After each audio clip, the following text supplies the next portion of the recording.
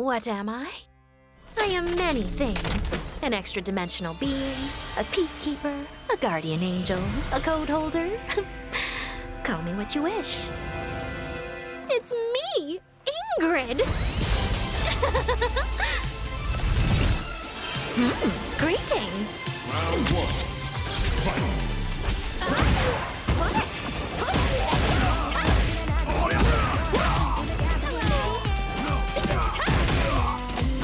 Fight!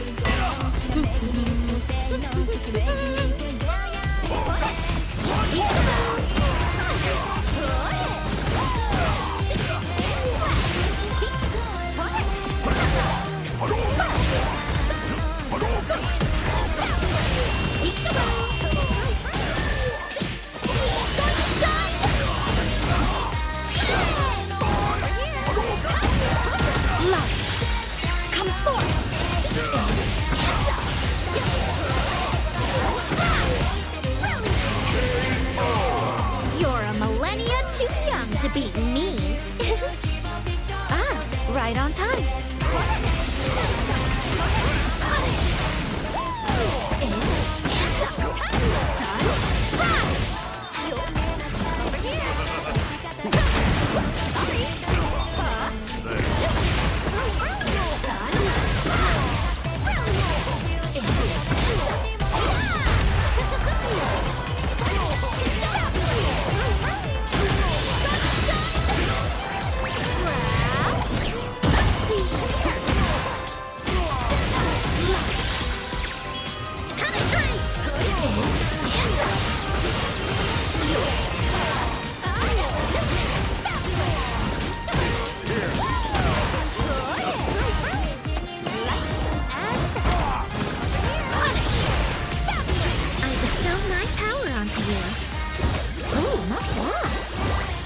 An example?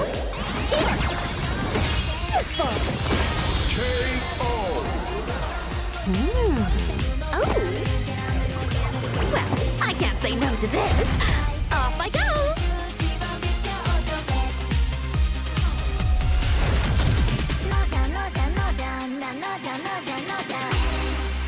Oh, I forgot I have an urgent matter. You, babysit this one for a while. Come on!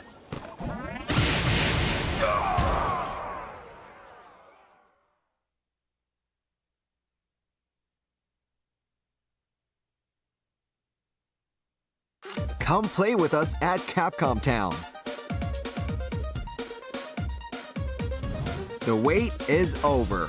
The building is finally complete. Capcom Town Store offers Capcom's PC titles at great value. All the latest titles are coming to Capcom Town Store. Resident Evil Requiem, Monster Hunter Stories 3 Twisted Reflection, Mega Man Star Force Legacy Collection, Pragmata, PC versions of newly released titles are also available on Capcom Town Store. Other Capcom titles like Monster Hunter Wilds will also be available at irresistible prices. A special discount code is available to celebrate the launch. Don't miss your chance to receive a 10% discount on selected titles. Create your Capcom ID today and enjoy Capcom Town Store to the fullest. Capcom's finest classics like Mega Man and Street Fighter II The World Warrior are playable on mobile as well. Join us at Capcom Town today.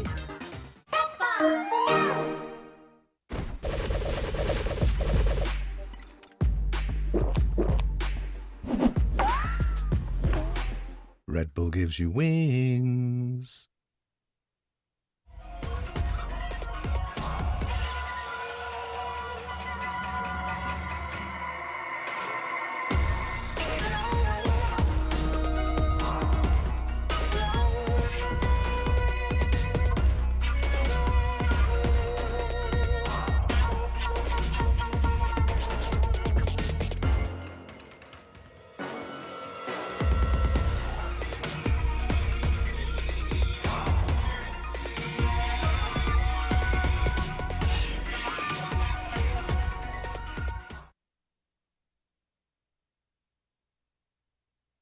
The Capcom Pro Tour season is in full swing, and right now, sitting atop the leaderboard is the alpha. It's the man himself, Punk the God. 550 points already, just way ahead of the competition. Is this 2017 PG Punk? I don't know what's going on. Shout out to FlyQuest. But of course, we also have Higuchi with 400 points, the definition of consistency right now.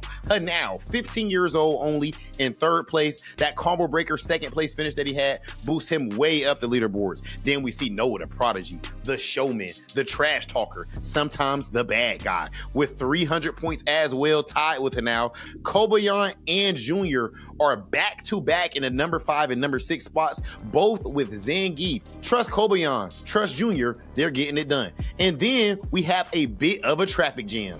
Shoulder to shoulder, Riddles, Crossover, and Hope all have 200 points as they are fighting for those last spots in the top 8 currently. So of course we want to keep our eyes affixed on that race because it is going to come down to the wire. This year on the CPT, it rewards consistency, traveling, grinding, and only the creme de la creme are going to make it into Capcom Cup.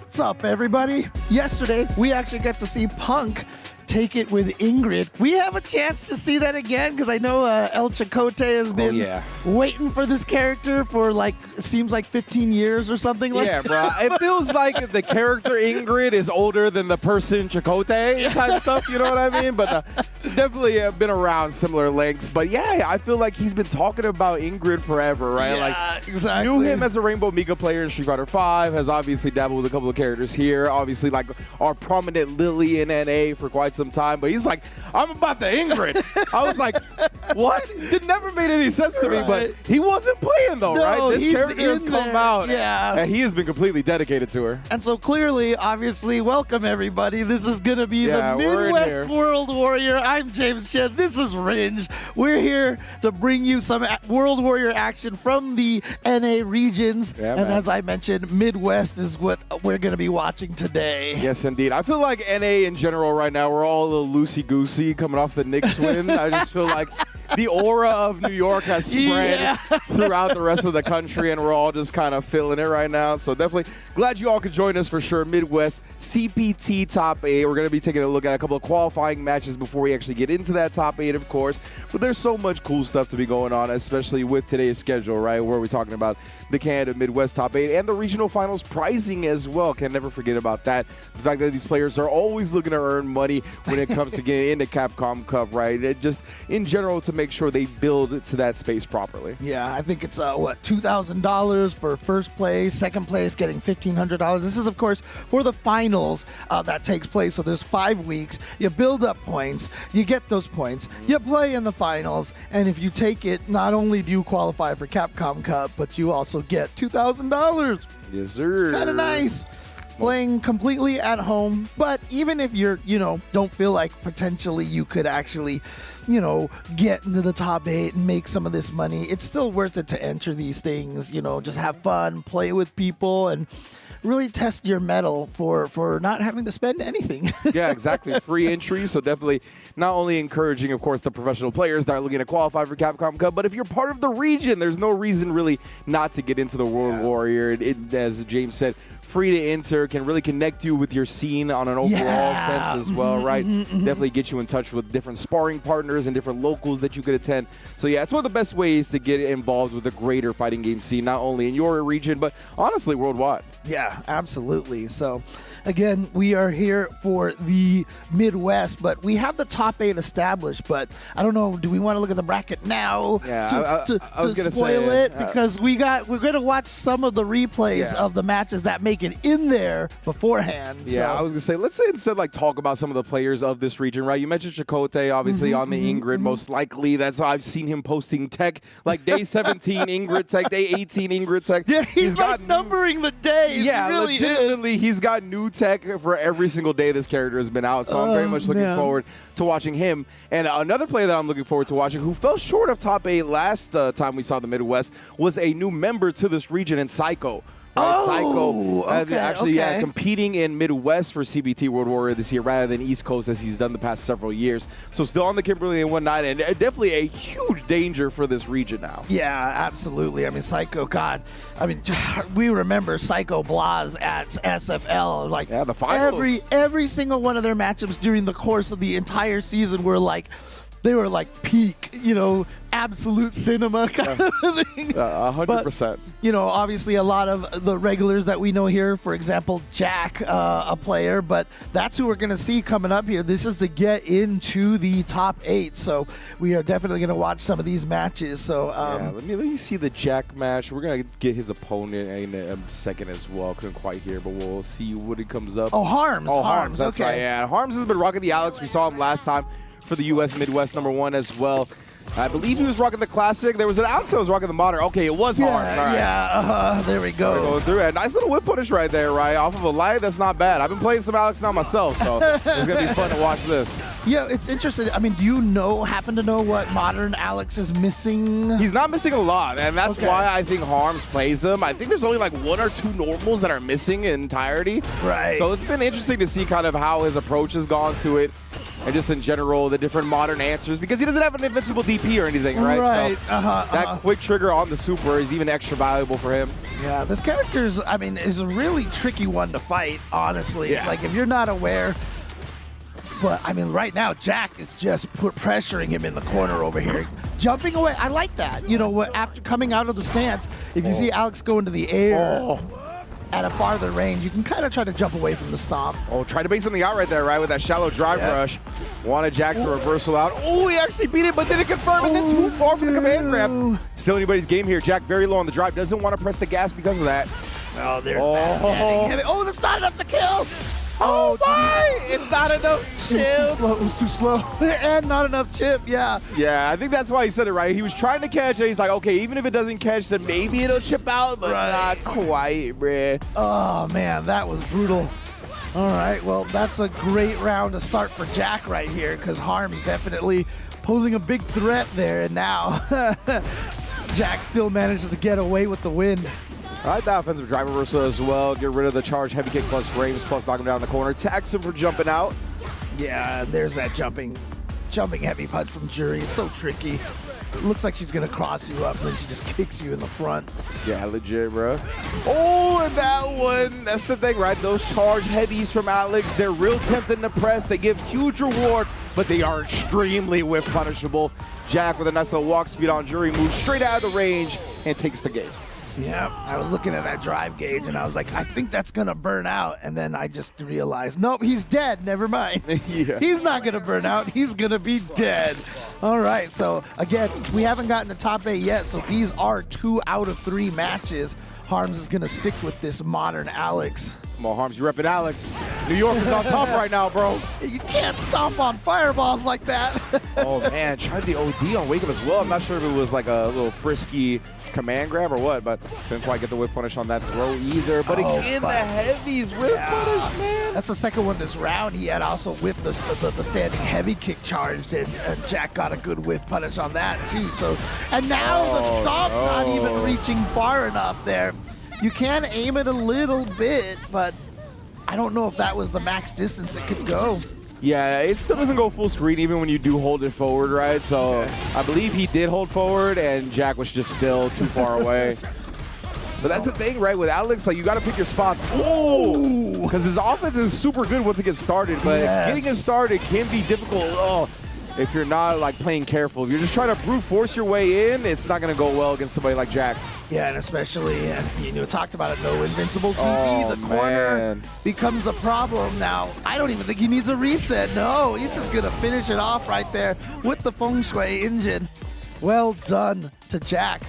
Pretty dominant match right there. Yeah, 100%. So I like the idea of the modern Alex, right? Because like we talked about, where like you need the supers for your invincible reversals a lot of the time. So having a quicker trigger on that is very good. But in general, it felt like there was just too much brute forcing happening from Harms, whether it be on offense where he was trying to force the issue with like stomp or the big charge. heavies, Yeah. like stuff like that. Like they are such good and rewarding tools, and they're fun to use. I get it. I've been playing Alex. I like using those tools too. But against the really strong players, like they're hard to use because they like have a long duration, right? Their spacing against players that have quick walk speed, like Jury, is not going to be as easily placed, whether it be the heavies or the stomp. So you really got to pick your spot a little bit carefully. You got to use the things that give you less reward, like the stand medium kick, the crouch medium kick, the run into the elbow instead of the stomp. All those things give you less reward, but they're easier to use and make your opponent think a little bit more. That allows you to get that other stuff off later. I'm curious though, because like I know there's a lot of charge moves that kind of trigger the proximity guard, so you can't walk away from them. Yes. How is Alex's charge normals on that one? I will say when it comes to the charged, I feel like it's still pretty easy to walk out. Okay, Like when you just like let the buttons rock, I think the proximity block is pretty quick, but I'm still not sure exactly when like frame wise when it triggers. I think it's part of the like some of the later frames compared to some of the stuff that was problematic early on that they've toned down. Because they toned down a lot of those normals that were like 2 or 3 frame proximity block active. No, I don't want to talk about solar plexus strike, okay? I really don't want to talk about it because it wasn't that bad when the game came out. Yeah. They buffed it, and they buffed it a little too much because that move just rained havoc for a long time, and then thankfully they re-nerfed it. Yeah. Oh my god. So definitely something to keep our eyes out on for sure going forward. But yeah, man, it's going to be a fun one. It looks like we're getting our next match right now. Sounds like it's going to be JCX versus Stealth. Okay. Yeah, so Stealth has been a very strong player in the Midwest region for quite some time on that JP.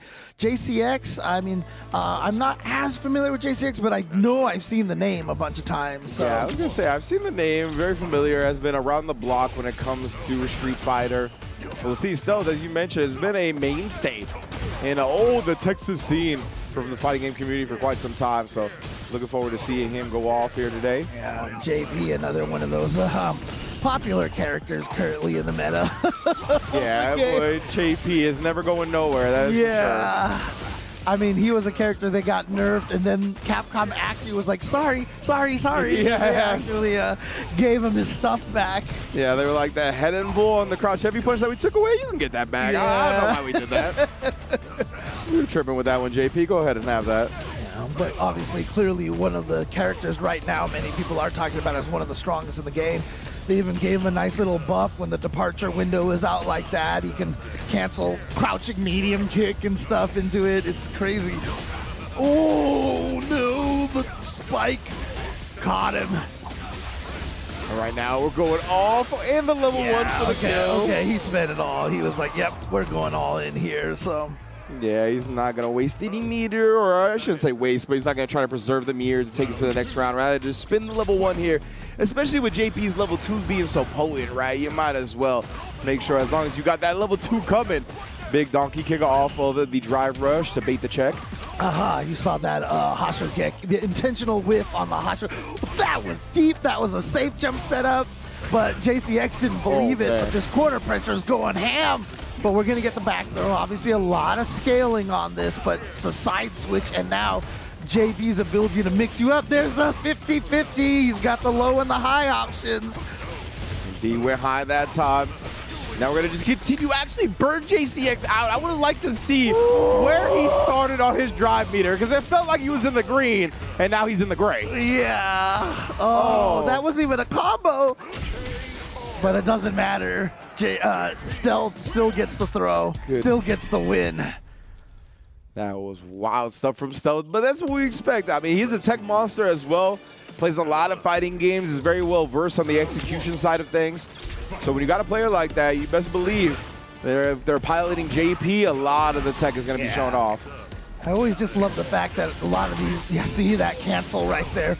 I love the fact that a lot of these zoners are also just like have the dirtiest mix. Oh yeah. In the corner. 100%. Bit of trend says SF5 Dawson. Yeah, for sure. Oh man, yeah, you gotta be careful. JP canceling the standing heavy punch. A lot of options, the fake to train your meter and such, but he gets the jump in, a lot of damage. And I like that. JCX actually managed to get over, but you saw him push a little bit harder on that walk forward. He wanted to get closer. Yeah. Stealth happened to hit the button first, got the counter hit, so was able to link into that stand medium kick. Ooh-wee. Little sweet whip punish. Oh, actually does block the low. Switches it up this time. Oh, man. You know, I used to call, me and my friends used to call the Rolento standing heavy punch discipline. Like, you know, like the stick, like in school. Yeah. But I swear that standing heavy punch is, JP has the new discipline now, I swear. Yeah, definitely, bro. Coming through with the switch, put in belt to A. Yeah. What he's going to be trying to do. And had that punish counter on the throw. Oh, a nice jump out. He didn't do anything in the air, so there's no landing frames to punish. And just like that, look at this. Stealth out of the corner, all this real estate, throwing the departure just to stop JCX from moving forward. Nice. I really like the way he stealth is. Oh, sequencing this up. Didn't have a departure to actually cancel the crouch medium kick, so that's all he got. But one more will do the job. Takes the set 2-0. Crouching medium kick from JP is so good. It reaches so far. And now they gave it a cancelable option if he's got the window out. That's wild. That was a wild one for sure. Given some of those moves that were not cancelable, the ability to cancel with the spike, I'm like, man, this character is definitely a problem. I swear, like, every time they nerf him, they're like, we nerfed him, but we're going to give him a little thing to make up for it. And the thing that makes up for it is like, what? Yeah. It's like, oh, okay.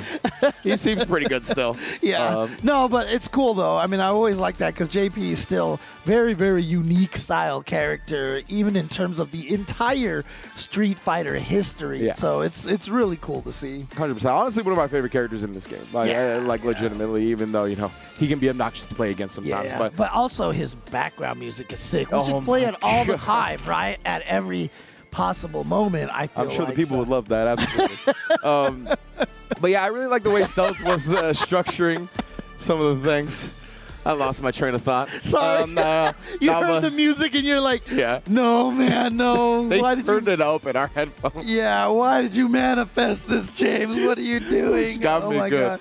That was funny. Okay. But I do like some of the like decisions Stealth was making in terms of risk reward. Like we saw like him pressing at the end right there with that crouch medium punch, right?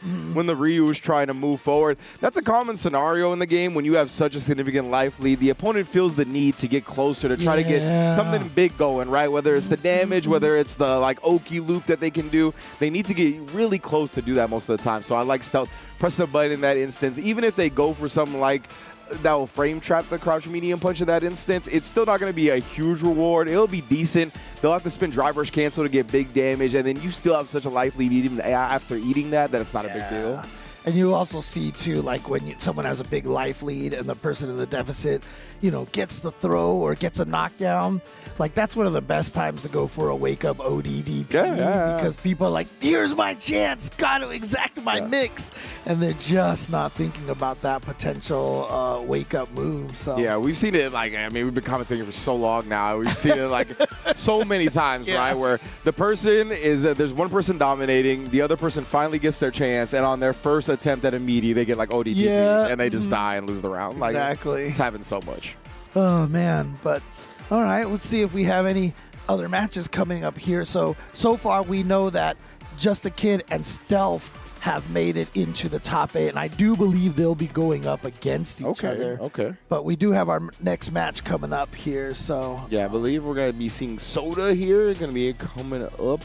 Not sure if it was against Psycho, I think I heard. So let's check that out. Yes, it is. Okay. See, I wore Kimberly shirts twice in a row. Oh, yesterday nice I didn't get any Kimberly play, but today, here we go. That's what I'm talking about. All right. So, Kimberly versus Cammy. Not a bad fight for Kimberly. Yeah, definitely both. Oh, it walks speed on both sides here. And yeah, Psycho, as we talked about, new to the Midwest region for this season's World Warrior. When did he move here? Legitimately, it was for this season of World Warrior, I think. Like, it was only a couple of months before the season actually started, if I recall correctly. Because I know, you know, obviously, like, on Twitter, I think he's, like, Psycho FL for Florida, obviously. Yeah. So, you know. Yeah, originally a Florida boy, right? That's why he was playing on the East Coast for the past several years. But he has moved to Texas now. So he's out here in the Midwest. I'm sure he will still, you know, be a proud Floridian for quite some time. Oh, yeah. And hey, moving to Texas, the tax situation is pretty similar, so at least there's that. At least there's that familiarity.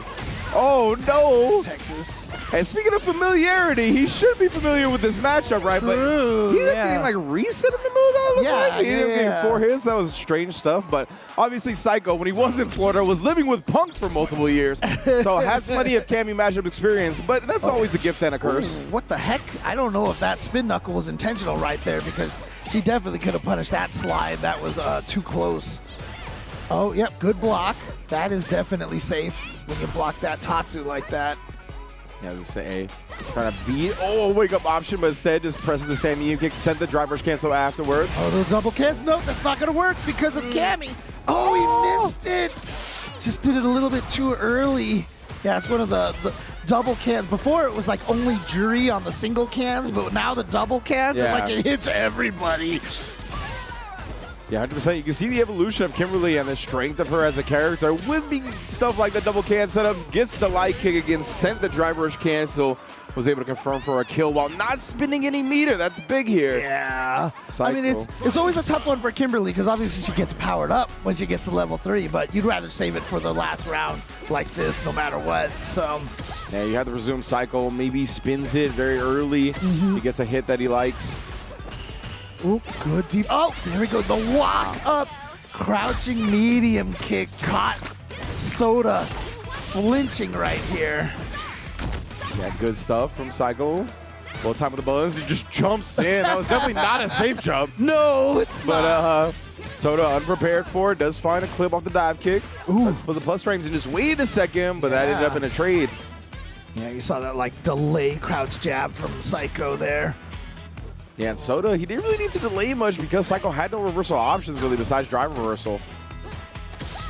All right. Oh, just gets in there. Yeah, drive rush light with Kimberly is really scary. Oh, try to get Yeah. right there, but that's plus on block with a crouch medium kick. So That was good defense for a while for Soda, but yeah, the forward jump just to bait that gets the punish. Psycho with game number 1. I'm gonna tell you right now, it's hard for me to like know who to root for because obviously I love Kimberly. I was but, gonna say these are your two characters. but also you know how much I love Soda, dude. Oh, damn, the mix. I got mixed. I thought you were going to bring up Cammy. No, I feel you, man. I'm a bubbly fan myself. You know this. Oh man, I mean it's my vice right there. But yeah, counter hit, punish counter, standing heavy punch leads the good damage for Kimberly. He is just harassing with that heavy kick right now. Look at this. Oh, and again, bro. He's like, if you're not going to press these buttons, if you're not going to challenge me, I'm going to keep doing it back to back. Yeah. It's almost deleted Soda's drive gauge because of it. Yeah, it's plus on blocks. Oh, and then he knew he wasn't gonna do anything. Thank you. Pressed it right there. Even on the plus on block normal, right? But he had been leaving such a significant gap. The challenge was correct. Well, yeah, having that plus on block after they block stand heavy kick, it's so easy to steal the turn and go for another standing heavy kick. Yeah. You do have to micro walk a little because I will say when you're crouching, it has terrible range. It misses a lot, but that's probably a good thing. If it didn't, oh my God, it would be so annoying. Oh, whip punish. Oh, he went for the reset too. That's been low after stepping on him. Yep, plus frames. Yeah, look at that. Stealing the plus frames is so good. And that also allowed him to kill more time to gain this meter back. Even that standing medium kick into run could have been interrupted, but there's no reason for Soda to think he was going to cancel into the run there. Just outspaced on that standing medium kick. No whiff punish, though. Yeah, again, you see the backdash that time from Soda after blocking. Yeah. Oh, got the landing punish. Yeah, not expecting Soda to just move forward in that instance. Oh, just a little shy on the distance, and Psycho gets the whiff punish. Yeah, that's rough right there. The shallow dive kick. Trying to hit it as low as possible for the extra plus frames. End up coming in too short. Dude, Psycho has been doing such a great job stealing these turns everywhere. Crouching medium kick, just +1. But snuck in that standing roundhouse because, like, if you're +1, like, the opponent's like, I'm scared because he's going to jab me, you know? Yeah. And And, you know, most characters, if you get that counter hit jab, it leads to a pretty decent combo. So you are scared. Yeah. I mean, you're legit. There is a legit reason to be scared in those situations. But, you know, if the opponent is aware of that fear on you, then they can steal turns like that. So nicely done by Psycho. Yeah, and you know, with Street Fighter 6, there's so many defensive options in this game, right? Like when it comes to the parry, you can drive impact that has armor, you have drive reversal, you have OD invincible moves, yada yada, right? You really gotta try to hone in on what the opponent likes to do defensively early as possible, right? Like what route of defense that they like to rely on.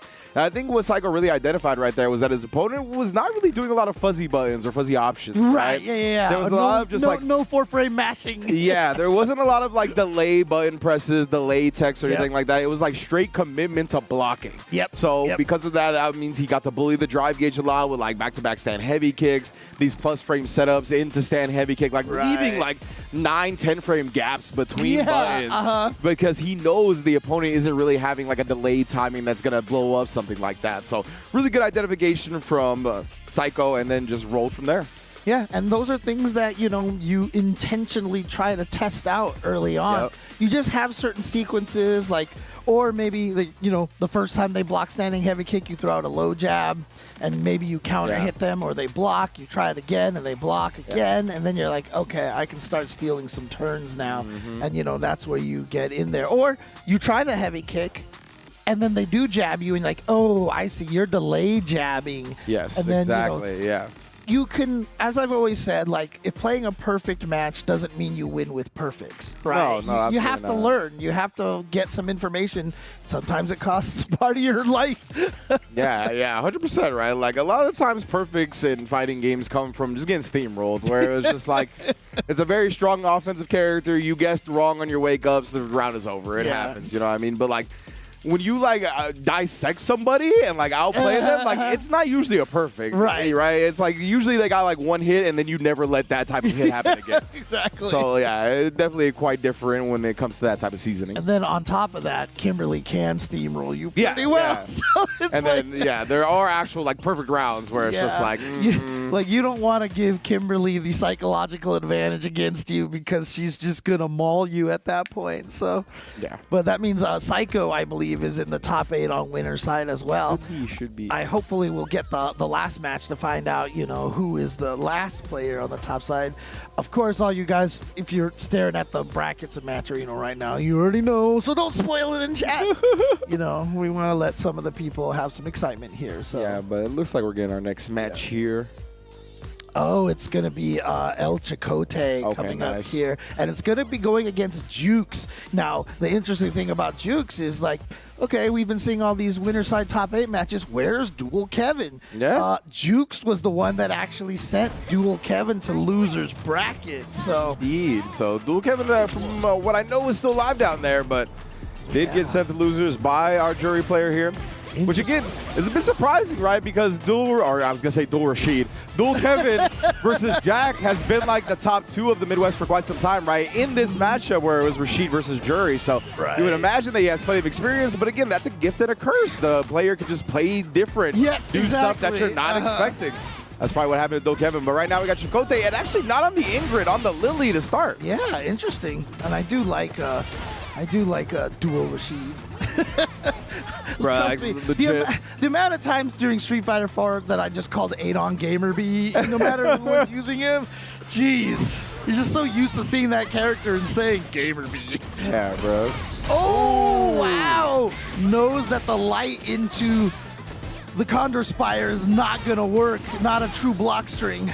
Yeah, really good awareness from Jukes right there and not let that little piece of knowledge slip through the cracks. Didn't get the kill, though. Does bait out the drive reversal regardless.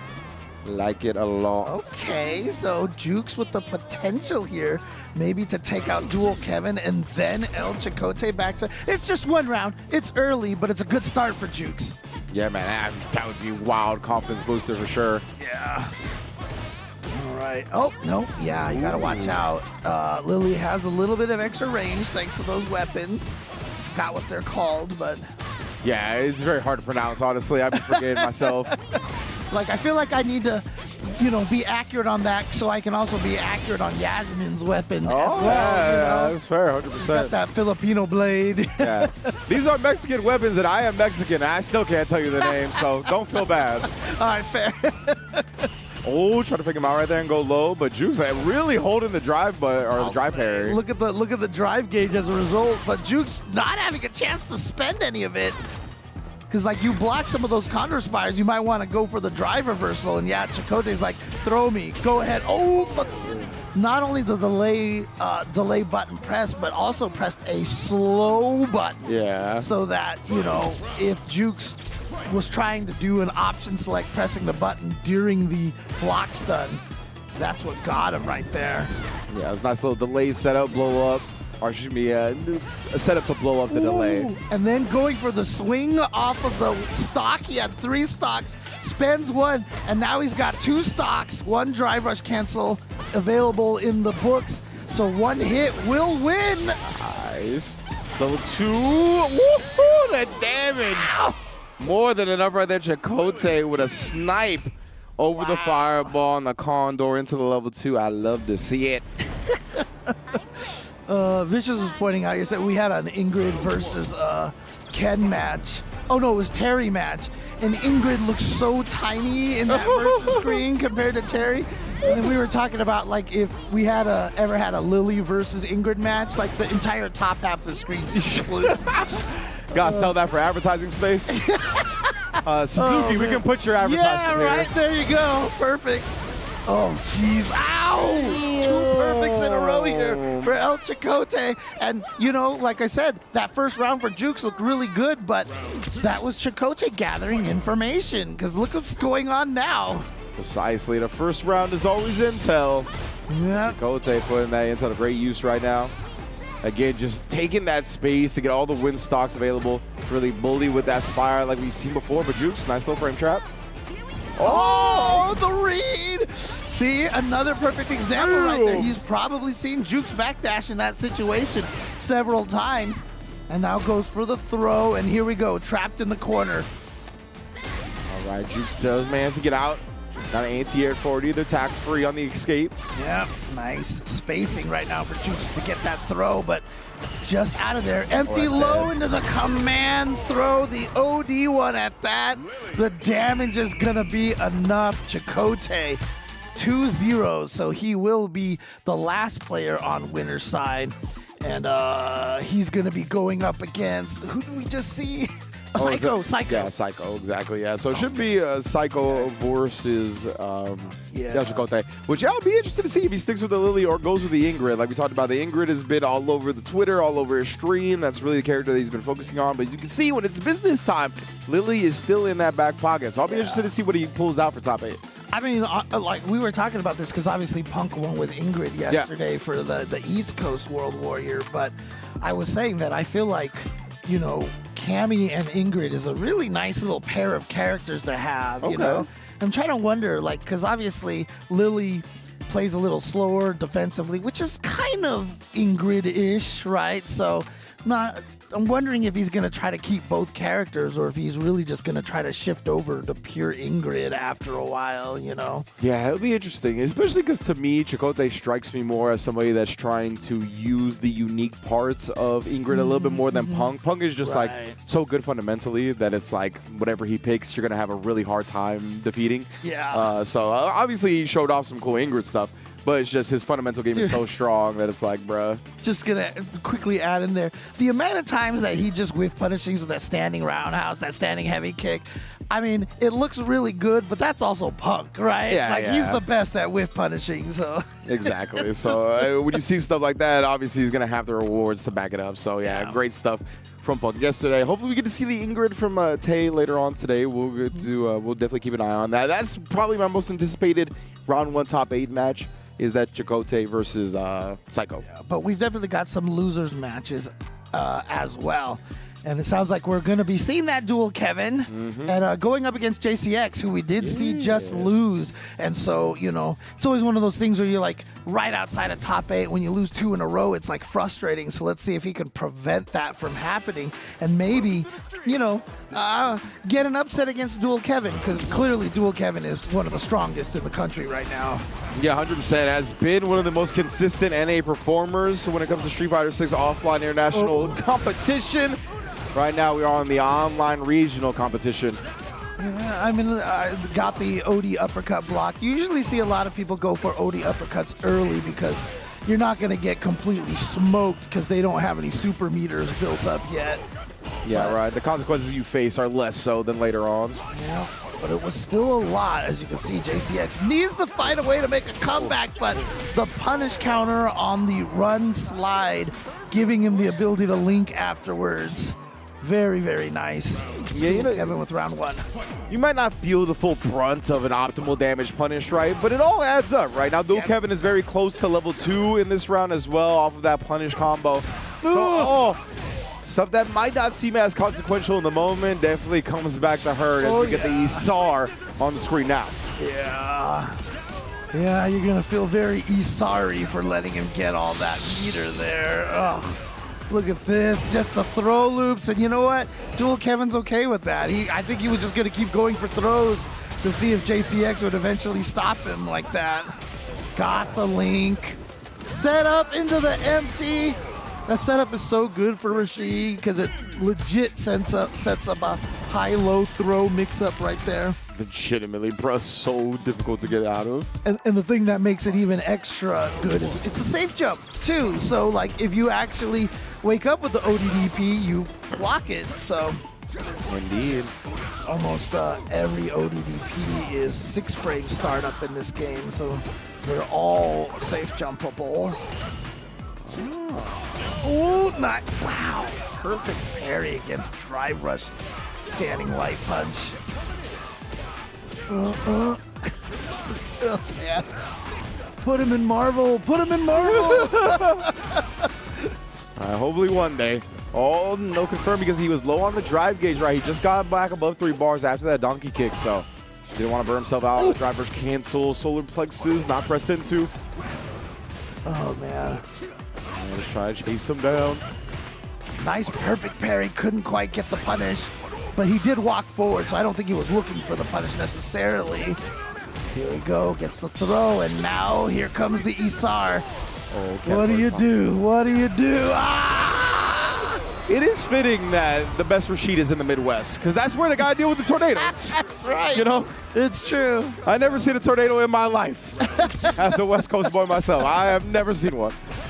I think I've seen like one of those little baby tornadoes on the ground, Yeah. you know? I like saw Right. it and I was just like, oh my God, a tornado. Like the Dirt Devils, right? Like the little joints. Exactly. Yeah. Yep. Oh, man. Right now, Duel Kevin. Oh, fades out the Shoryuken. That's going to be Oh, he dropped it, but it's okay. No, but that's going to be safe.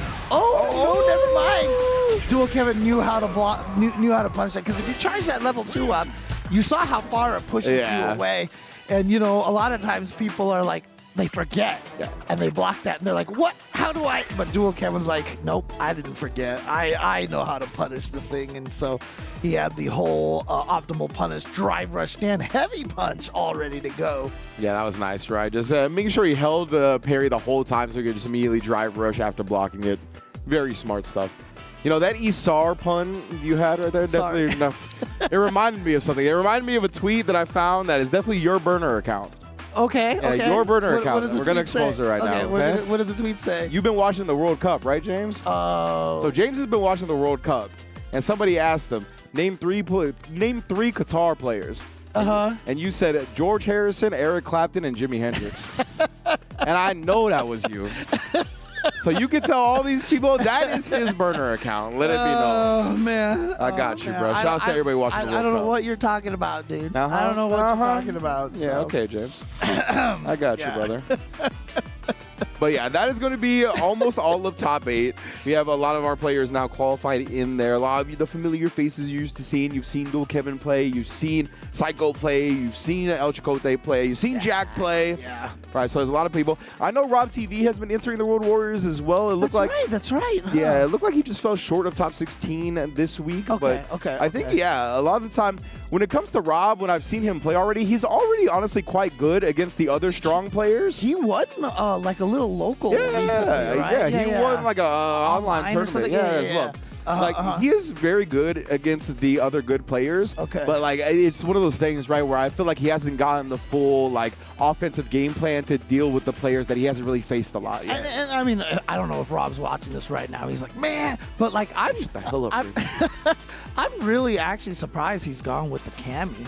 Like I didn't feel like why not just go with the Guile? You know, because he was super. That was his main boy in Street Fighter 5, right? I forgot about that. Yeah. Like I always associate him with Karin, but he did play a lot of Guile. Yeah, that's right. I forget that he did play a good amount of Guile, but either way, you know what I'm saying. I mean, maybe you should pick up Ingrid because I mean, Punk going with you.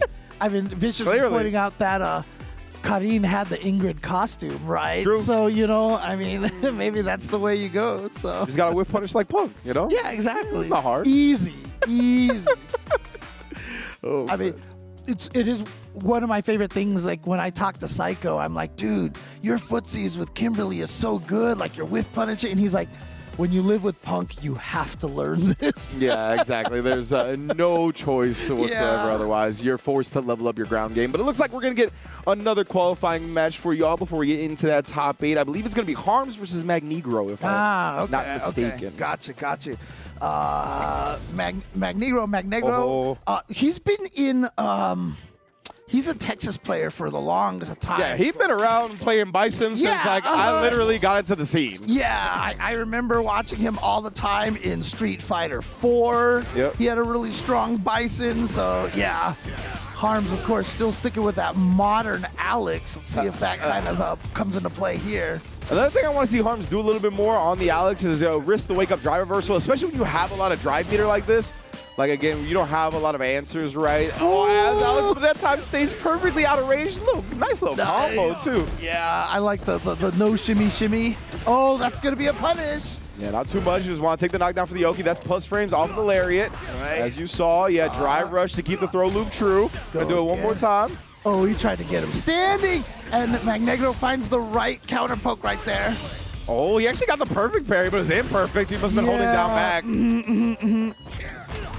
But that drive gauge right now for Harms is dangerous. That's why I think he went for that, but that's going to result in a kill. I think he figured Magnegro was going to be so eager to try to burn his drive gauge as much as possible, and so he went for the level 1 in between, but good block right there. Yeah, it's tough, man. It feels like, Harms is telegraphed to the wake up. Super is a little bit too much so far in this top 8. But yeah, it's tough, man. When you don't have an invincible option to really threaten without spinning super meter, you can get bullied, and that's exactly what Mag is doing right now. Oh, that's what we talked about, bro. It's tough. Pressing back with those heavies, it's tempting, but it's not going to work out against the top players. Oh, man. And I wonder if, Mags was watching the previous match with Harms. Oh, actually, he couldn't because these are all replays. Never mind. Yeah, I'm not sure if Harms streams or anything like that. Right. He might. But yeah, and also Mag might be familiar with him from, just in general, playing online or playing in these World Warrior events in the previous iterations. And again, staying right outside those heavies. Yeah, you got to be really careful if you're playing Alex and going for those, because the problem with the charges is it also telegraphs the move a little. Double corner backdash. Wow.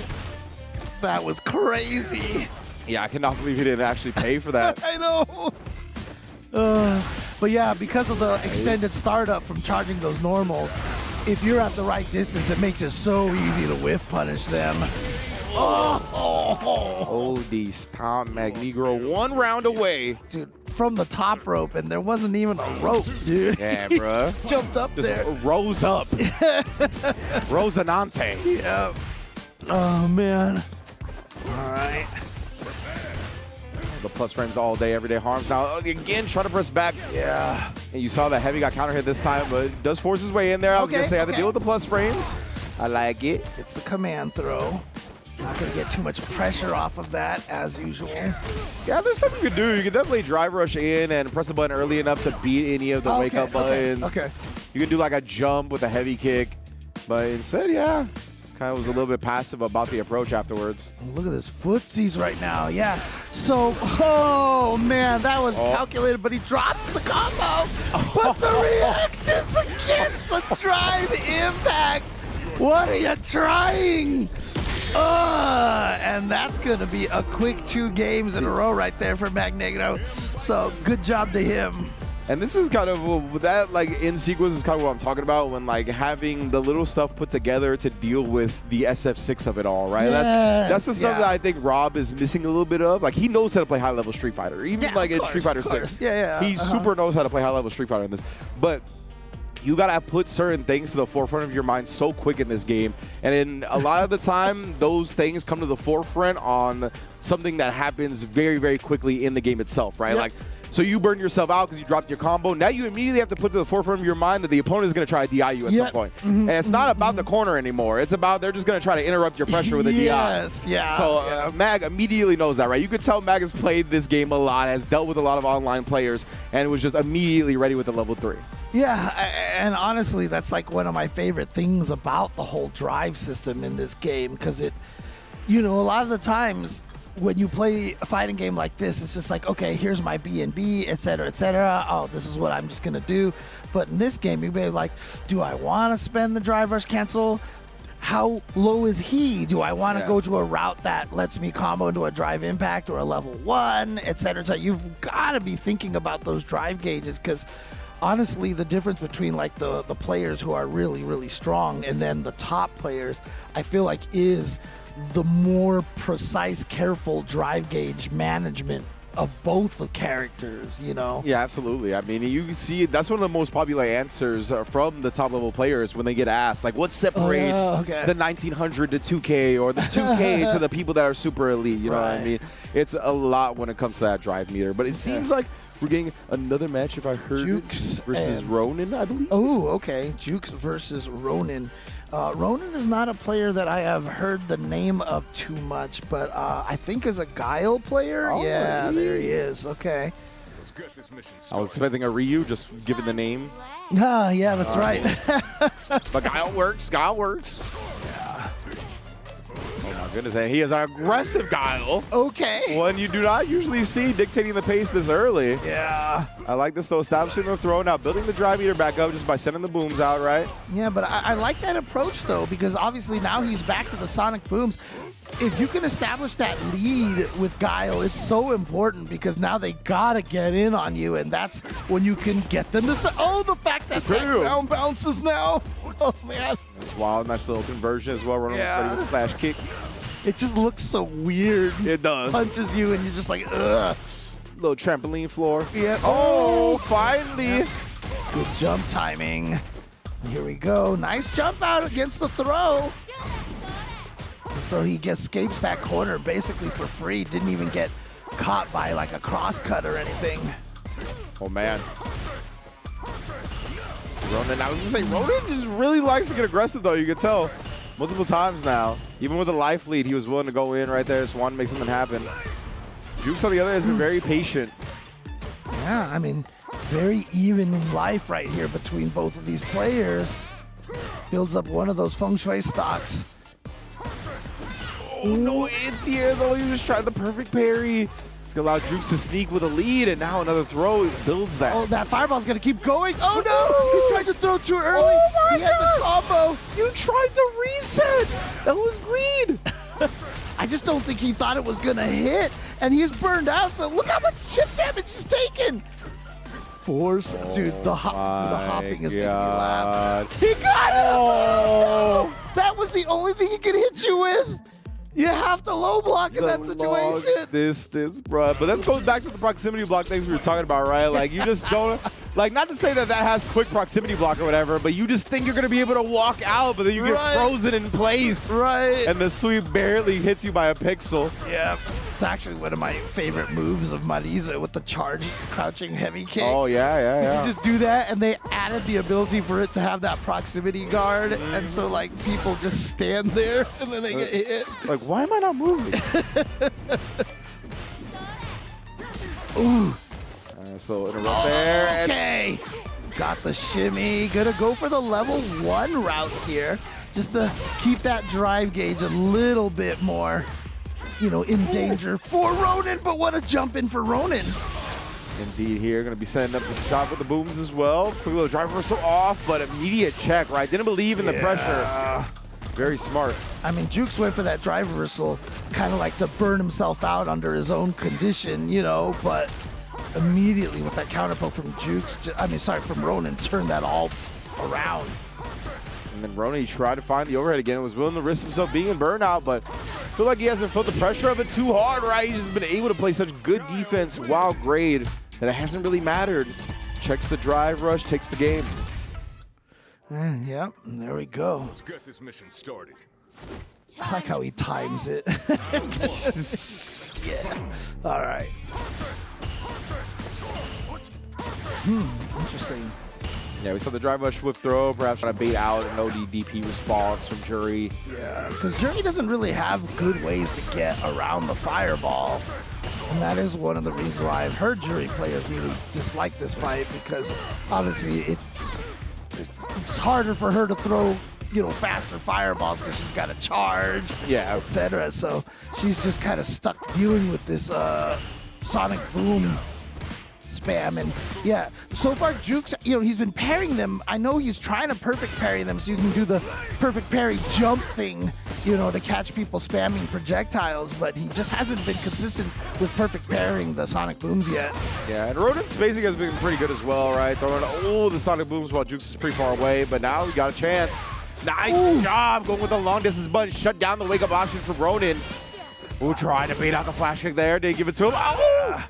Wow, I mean, that was a quick turnaround for Jukes, though. I mean, he went from being down a lot, Nice. and here we go. Ooh, didn't know what side that jumping heavy punch was again. Oh, he had the perfect parry ready to go. That was so nice. And that's another one of those, well, actually, no, that was just good reaction with the perfect parry, honestly. Yeah, good stuff from Jukes right there. Not getting bullied in the corner. Ready with some type of option. Okay. Oof. All right.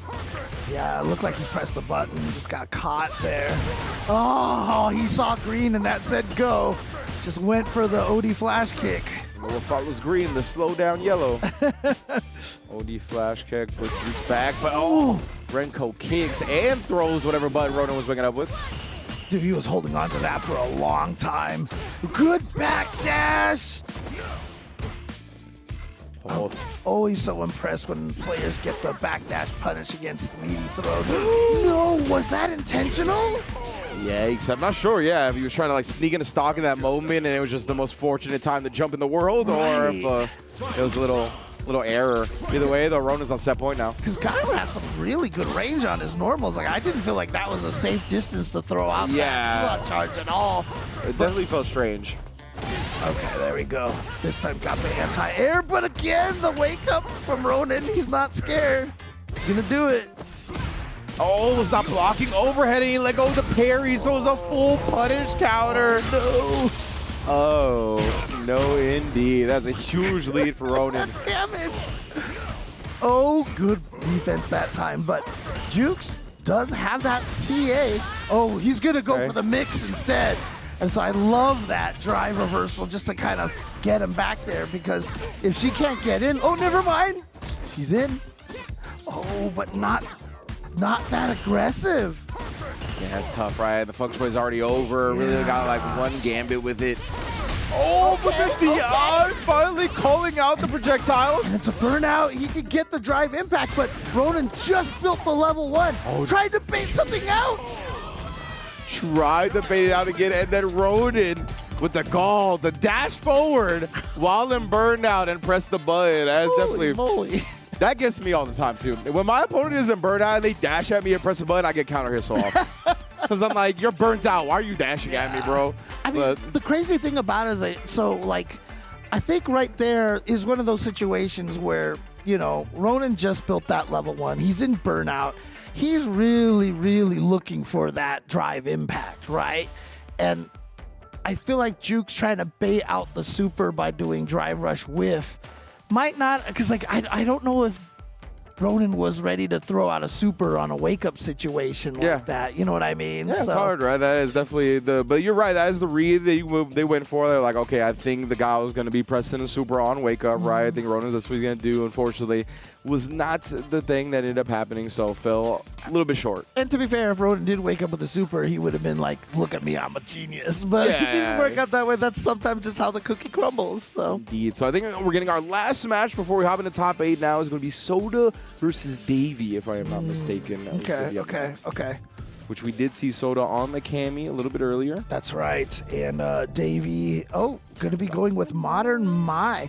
The last thing I looked up, like, I saw him using, who was it? So I did see that at a match he was using Ingrid a little bit, if I'm not mistaken. But looks like he's got the Modern Mai here. And going with the Tracksuit Mai, too. So I have not seen Tracksuit Mai yet. you know, not a lot of people would be using Tracksuit Mai. That's what I mean. Is you know, it feels like the other costumes are so appealing that it's tough for people to use this one on Mai. Exactly. Oh, man. You know, they exposed my man Alex's legs on the tracksuit outfit. Dude, right? They was like, only upper body for this guy.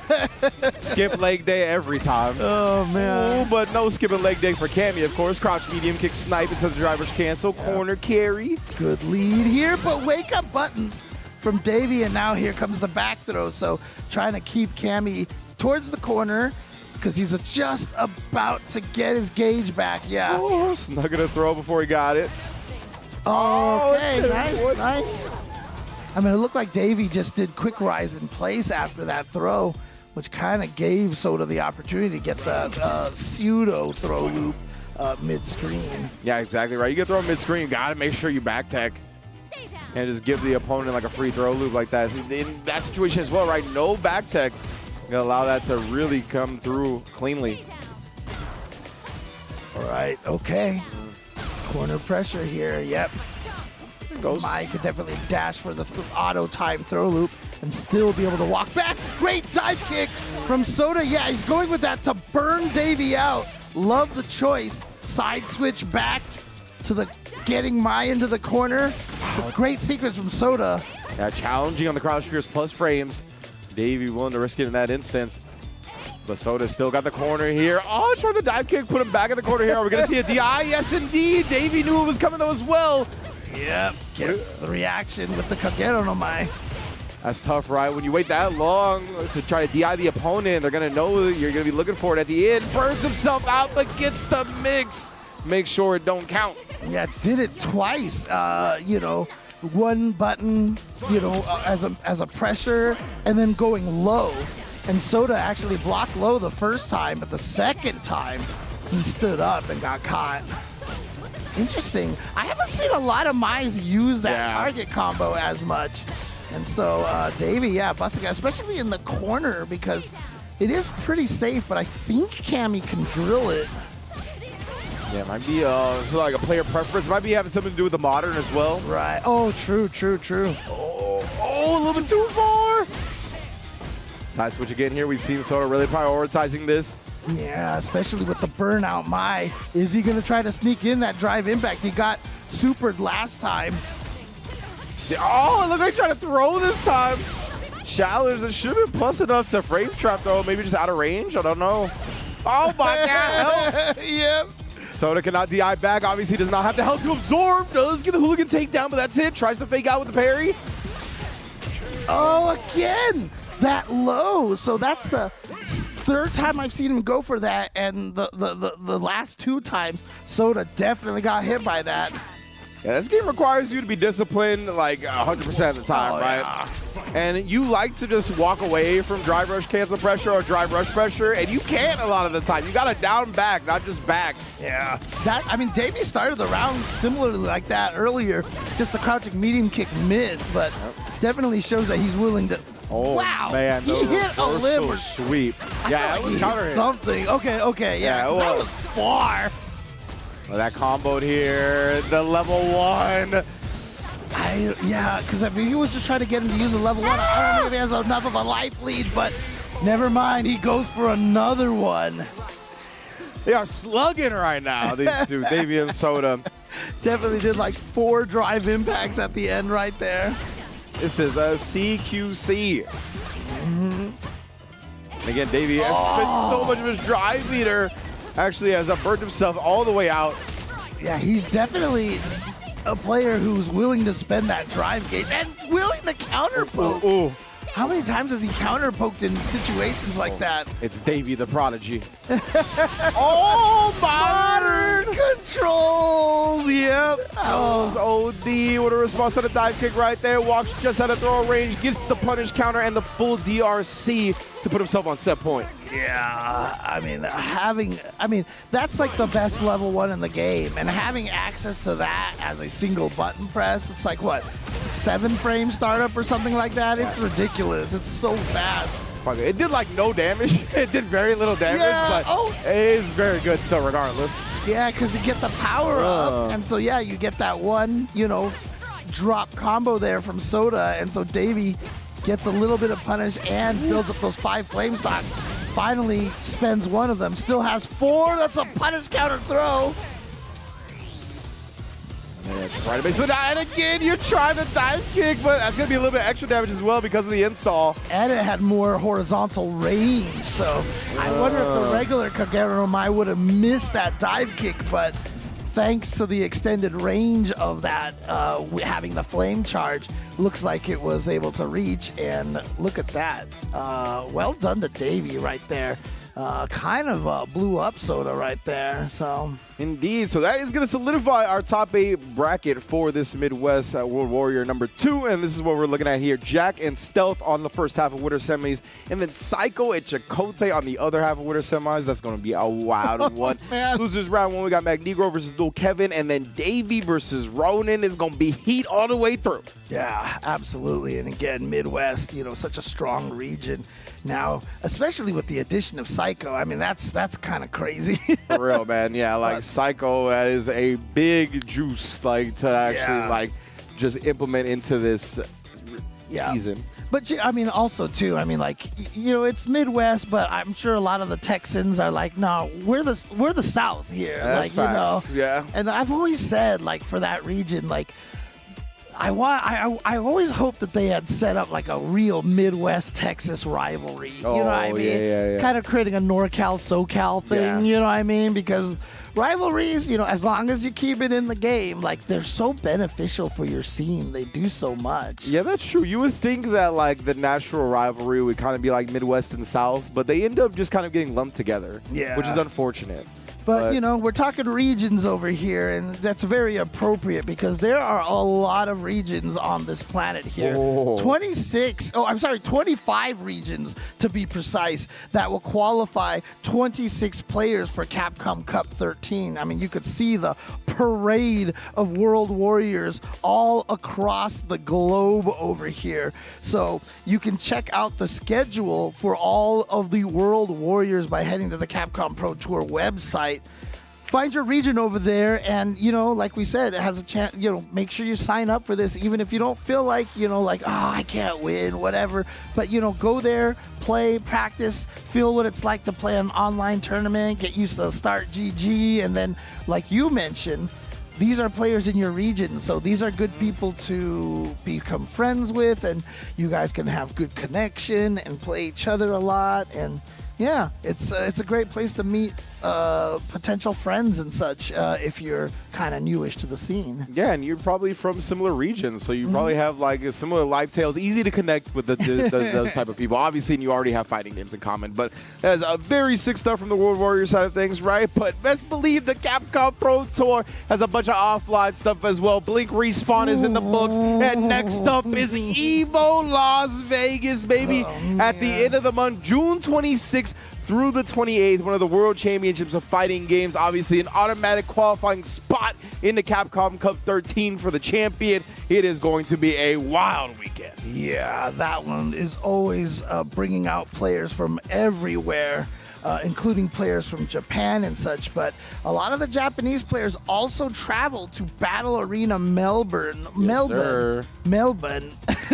because I can't do an Australian accent. because I've heard traveling from Australia to Japan is really easy, very cheap, It's and you're close. kind of in the same time zone, so Yeah. it's not crazy. So I expect to see a lot of the Japanese players out there too, and would love to see a lot of the U.S. players and players from the EU to travel all out there, because obviously, as you see, it is an official stop Yes. on the Capcom Pro Tour, which is awesome. Shout outs to Battle Arena Melbourne.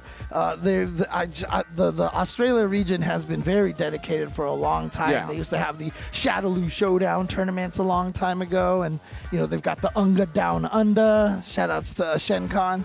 But Battle Arena Melbourne has been a staple of Australia for a long time. Yes, indeed. And a staple of Florida and North America is the CEO Fighting Game Championships. And, it's a mix. It's a remix this year, right? This is actually happening in August. Usually it's around late June, the time that EVO was happening this year. But instead, we've moved it to August to make sure everything coincides with one another. And, man, let me tell you, last year, they finally got the hell out of Daytona. They moved back to Orlando. They got a new venue. And, oh, my goodness, bro. I cannot sing this tournament's praises enough. Trust me, if you can only make it out to one tournament this year, you will not regret making it CEO. It is one of the best experiences you will ever have. That new venue is off the chain, and just the vibes are going to be immaculate, especially because of the fact that it's after EVO this year. So I feel like people are going to be even more loose than usual because like EVO's done. Like, this is kind of like a blow off. It's going to be great. And Yasmin will be out by then. All right. I'm curious to see how that's going to go. All right. I'm scared. I'm scared now because Vicious is going to go crazy at that tournament. He's just going to jump on commentary. He's going to just speak only Tagalog. Trust He's going me. to punch whoever's on commentary. Give me the mic.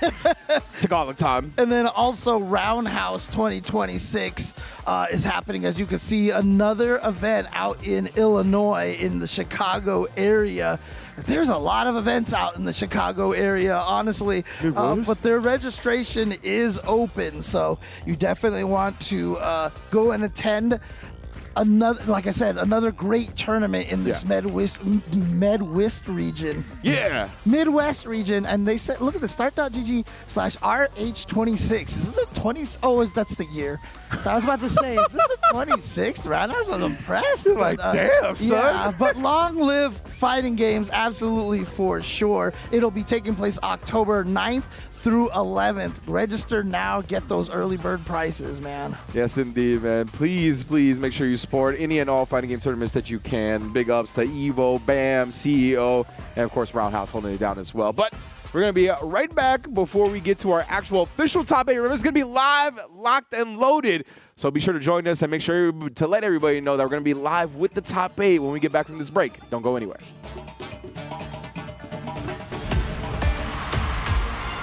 I got good news, y'all. Gathered here are the world's best fighters. I won't deny it, I'm a street fighter. But only one of which will be crowned the world champion of street fighting. You win. Perfect. You're not a warrior anymore, you're a sideshow. What's up, MTV? I'm Ken Masters. This is your shot at redemption. Were you gonna show? The path I'm on now is not one of combat. Maybe it's Ken's turn to be champion.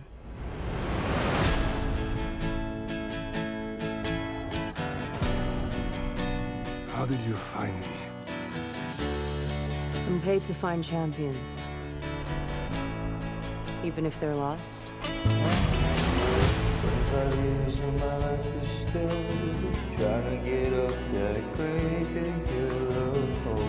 Good to see you, old friend.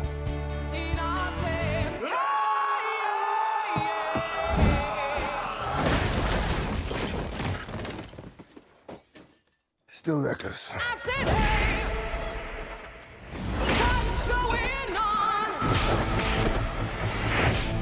Sit down. This tournament is not what it seems. We have to be ready.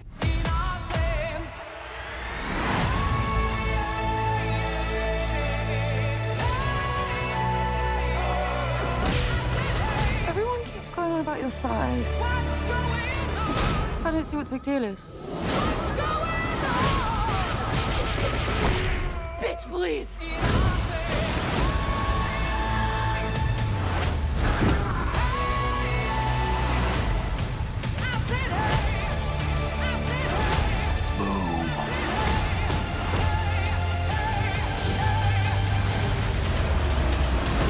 That was some abracadabra shit.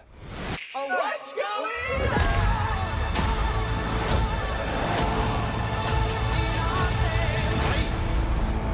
I'm positive that a fireball came out of Ryu. Do it, Ryu! Perfect.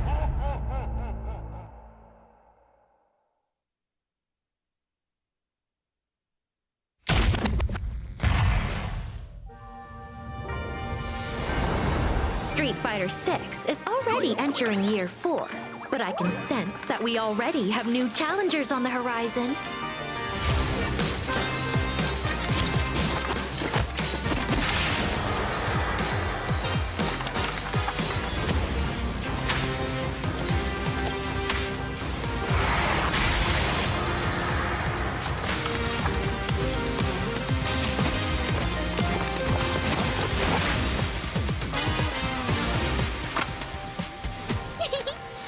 Fascinating.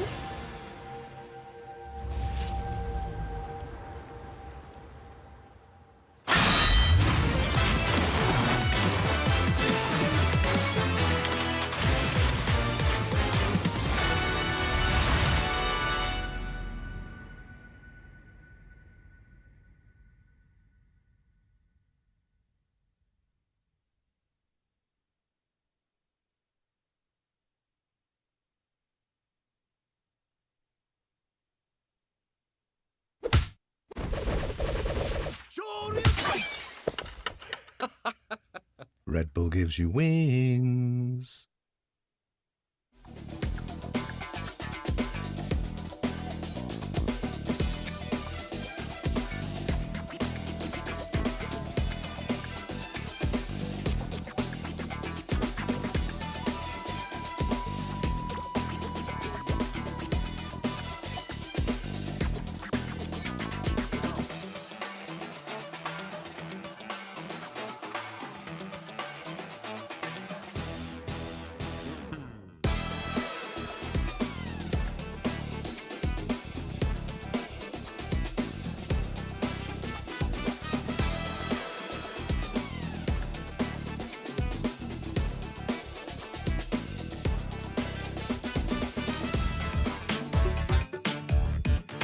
Welcome back to Capcom Fighters, everybody. Welcome to another World Warrior Top 8. Of course, the CPT Spotlight this week on the Midwest. And we're live and in full effect here. We have the Top 8 bracket all locked and loaded, ready to go. I am Ringe, along with James Chen. We saw some qualifying matches. And what'd you think about everything we've seen so far today, James? Very, very interesting. I mean, you know, obviously we have a lot of the players that we expect to see here. Stealth, Jack, El Chicote. But we do have Dual Kevin starting on the loser side over here, which is going to be really interesting. But, you know, we've got players like Davey and Ronin and, you know, Psycho now joining in on this region. Yeah, which I'm super excited to see. I want to see if Psycho, he's very much a threat to take the entirety of the region. So I want to see if he's going to be able to do that this year. And of course, and the other players looking to defend their territory. Jack and Dual Kevin being two of the highlights that have always done super well in this World Warrior. I believe Jack won the entire region last year. Obviously, Dual Kevin also qualified into Capcom Cup via the online, or the offline leaderboard, I should say. But yeah, Jack versus Stealth is going to be our first match to kick off everything. Should be a fun one. Jury versus JP is what I'm expecting. Purple stuff everywhere. Jack obviously going to be well versed in the matchup, but show us Stealth. It's really about who's going to be looking better on this day. That's right. Yeah, both of these, I mean, I guess, you know, I hadn't thought about that, but Jury, you know, the power, I guess, is a little bit, you know, obviously she was created, well, Seth and all this other stuff. So there's always like this Shadaloo power thing going on here, huh? So yeah. I never thought about why her moves are all purple like that. You know? No, maybe right. one day, maybe we get some expanded narrative when it comes to jury's lore. But right now, though, Jack walking up with a perfect parry. What a message to send. Right? Walk up Right perfect away. parry, bro. I ain't afraid of no ghosts. Yeah, the nice thing about projectiles is you don't have to hold back to perfect parry projectiles. You can still perfect parry them, you know, with your controller in any direction here. So, Oh! Staying just outside the range of crouch medium punch. That's not easy to do. yeah, against that button, dude, it's Yeah. so good. That was perfectly spaced, perfectly timed to whip punish. Oh, see, like I was talking about.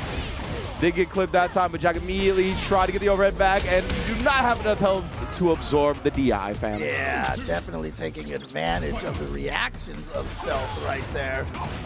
See that, and you just have that quick reaction, and then you're like, oh, dang it, I got baited. I got baited, and here comes Jack. I've been so aggressive in that last game. As soon as he got stealth in the corner, stealth wasn't able to get out of there or do anything. Jack has him back in this corner again. Oh, knows that that's a punish. Look at that. Oh.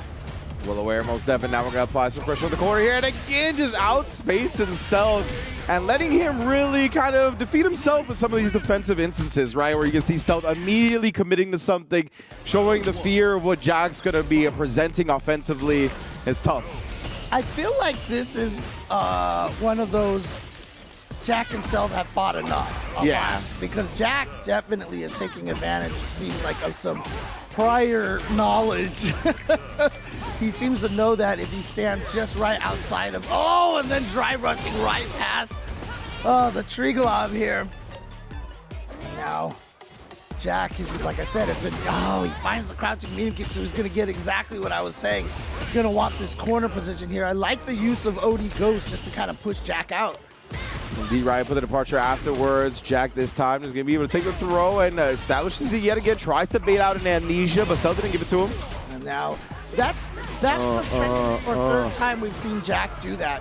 As soon as Stealth gets any sort of momentum going, remember how we were talking about, like, oh, I've got my momentum, time for me to. Yeah. Jack has ODDP twice in that situation already, so Stealth has to be aware whenever he does get the momentum, Jack just wants to keep him in the corner. And you can just feel it, right? You can feel the fact that Jack is ready to take risks and play offensively and is confident in the gambits that he's going to take, while Stealth kind of isn't. He's trying to play a little bit more reactive, but his answers aren't there when they need to be. It's tough to play reactive against Jack in general. Look at that. Oh, nice. I love that read. Huge. Because he knew he was going to try to escape the departure spikes. And so, yeah, he just jumped up and had the air-to-air ready to go. Big damage and a correct read, and then this time Jack tries to tap parry, runs out of meter, and gets punish counter overhead too far away from the dive kick as well. All right, Stealth. Hopefully that gives him some confidence, because that was a super well executed route. Yeah. Also, keep in mind, this is now transitioned over to the 3 out of 5. There we go. Shadow catches him. And now, oh, but her dash went so fast, but there you see it right there. Canceled into the Shadow activation. Yeah, again, one of those normals that can only be canceled via having a teleport out there. Or not a teleport, but a spike. Oh, boy. Just using the level 3 right there. Yeah, Jack definitely needs a little bit of momentum here, so I like this choice. It's not necessarily going to be a huge effect on the drive gauge situation. Yeah, oh, no! Jump back! And land in time!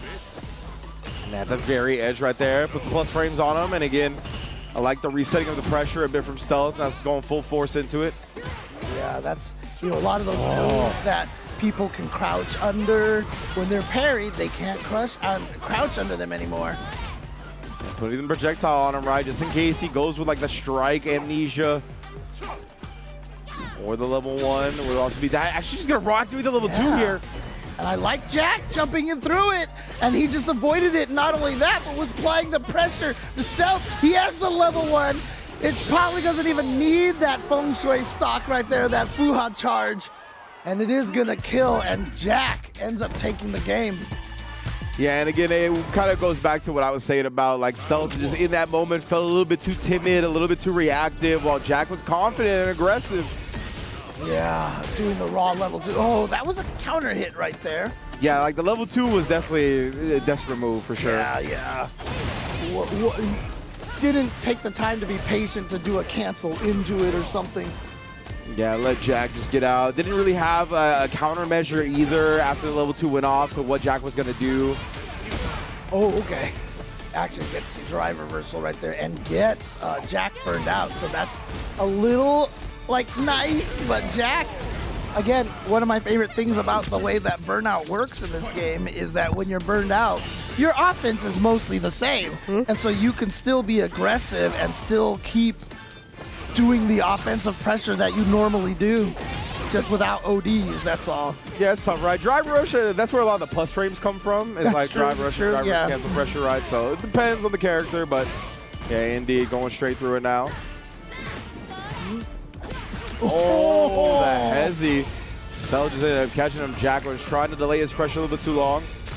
Crouching strong just looks so disrespectful from It is. Just a little flick of the wrist. Yeah, It's like Lethal Shooter taught him that move. Oh no! Shadow caught him again. Yeah, look at this from Stealth. Very, very nice comeback here. Man, staying alive here. I hear the heartbeat. We shall see though. Jack still on set point. Trying to get into that winners finals. Continue his domination of this region when it comes to World Warriors. Way, but no punish from Stealth. Damn. And then of course, walking into the Fierce. Jack easily confirms that with a drive rush cancel. Yep. Pretty decent damage there, but more importantly gets the corner position that way. I'll see him again being aggressive here. Big right there, yeah, absorbing two, and then pretty much just spinning those immediately. Nice, almost perfectly timed. Oof, yeah. Did get the perfect parry on the first homing projectile, but the jump afterwards was stopped. And that hurt a lot right there, that throw, because it was a punish counter throw. He lost a ton of drive gauge on that, and so he's burnt out again. So Stealth here. Look at this pressure. Man. Yeah, I think he was trying to bait out potentially the level 3 or something like that with that neutral jump. You know, someone mashing a level 3 in the middle of your sequence like that, but yeah, 100%. Because it was like after stand heavy kick too, right? Which is like you could either go into the target combo. It's plus frames as well, so like people like to mash invincible reversals out of that anyway. So that's good stuff right there for Stealth. Gets a game on the board. Yeah, we shall see. Definitely looked a little bit better in that last game. Oh, even willing to do stuff like that now. Oh, what a neutral jump. I'll say. And Jack was waiting for the cancel out of the parry. Super smart read. And gets the burnout against Stealth as well. Doesn't even waste any time, just gets the DI. Should be able to kill off it. Oh no. Wanted the overhead to make sure the kill was going to be there. Fortunately for Jack now, he's burned himself out with no meter. But Stealth's a long way away from the corner, so it should be okay. Yeah, but JP is so scary. And look at this. Oh, he blocked it, but it's going to be safe because of the burnout. The thing about it is Stealth almost has the level 2, but the cross cut. Actually, that wasn't even a cross cut. I think he just drive rushed and just did the DP the other direction. And then Stealth, man, yeah, choosing to burn himself out right there. I think it was a little bit of an overextension. He was so close to building a level 2, but once Jack had gotten out of burnout, the level 2, I felt like it was going to be kind of like a win condition if he could have gotten that while Jack was still burned out. Whoa! Oh, yeah. Was confident that Jack wasn't going to come down with the button. Probably worried about a parry after a whiff button. Players do that all the time. All right, this time does get the cancel into it. Beautiful timing on that drive reversal. It does burn him out, but he gets out of that mix-up situation, as you can see right here, working out for Jack pretty well. Yeah, Jack's trying to be a little tricky with his movement and his timings right now. Make something happen, but still doing a good job getting on the offensive. That's what you need to do in a situation like this. Yeah, but then you put out that departure right there, and you're so scared to move forward.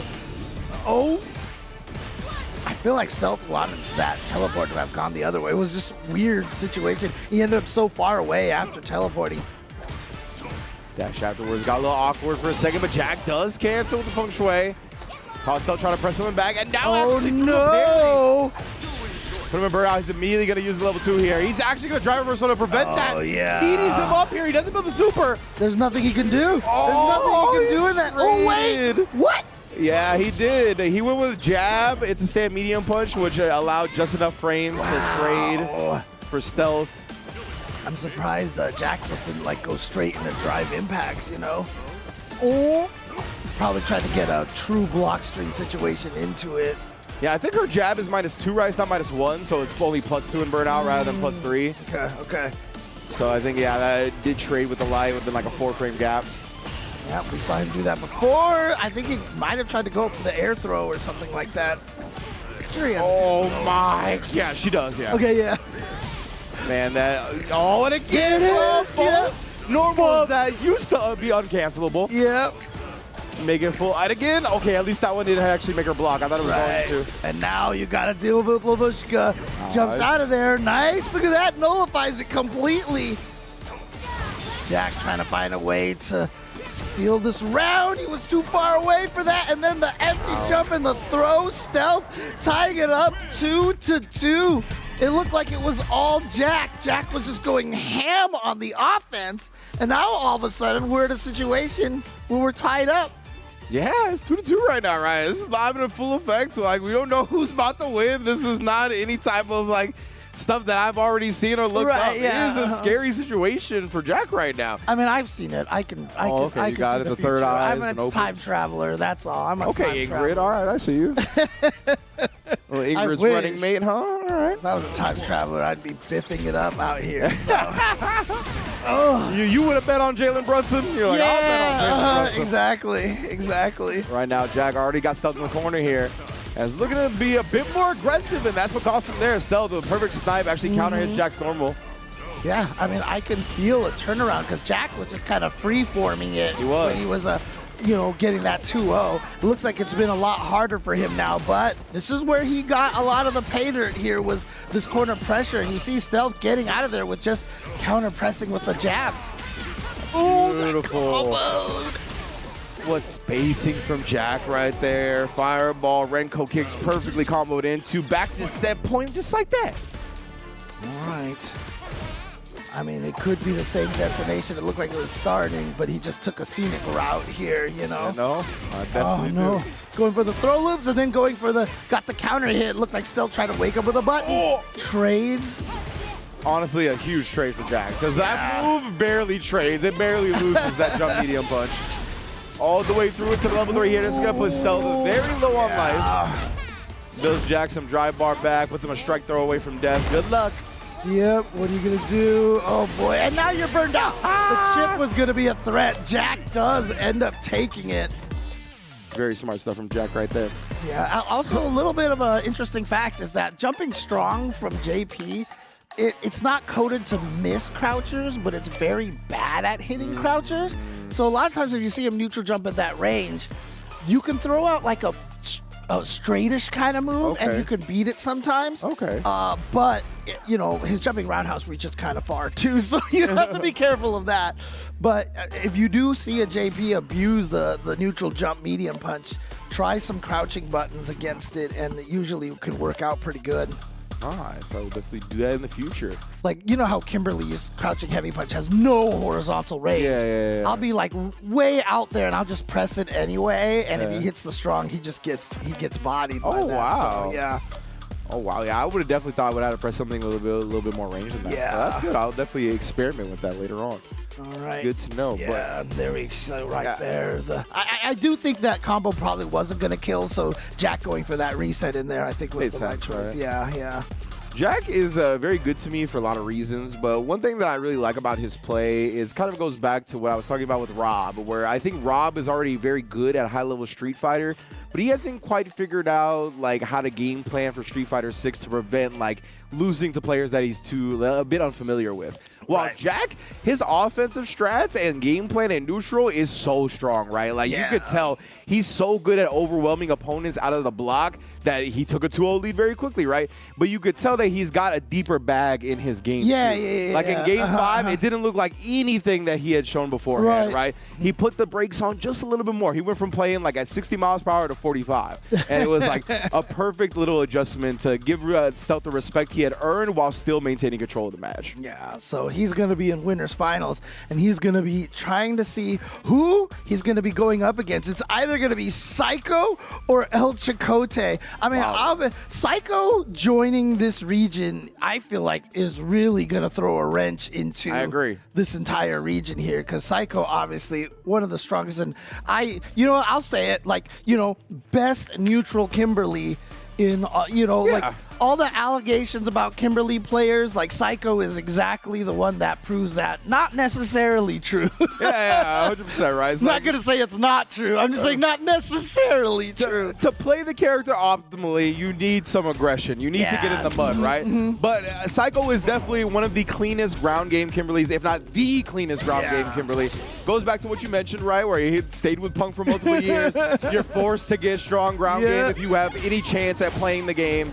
So, yeah, we can definitely see that. And Chakotay is still rocking the Lily here. We are actually leaving the Ingrid on the bench for the business of World Warrior. I mean, I will say, you know, I haven't fought a lot of Ingrids yet, but I do feel like she can fight Ingrid pretty decently because, like, if Ingrid tries to throw out a fireball from a screen away, you can just, like, run, slide it. It doesn't matter if she does the high one or the medium one, right? Yeah. So I feel like...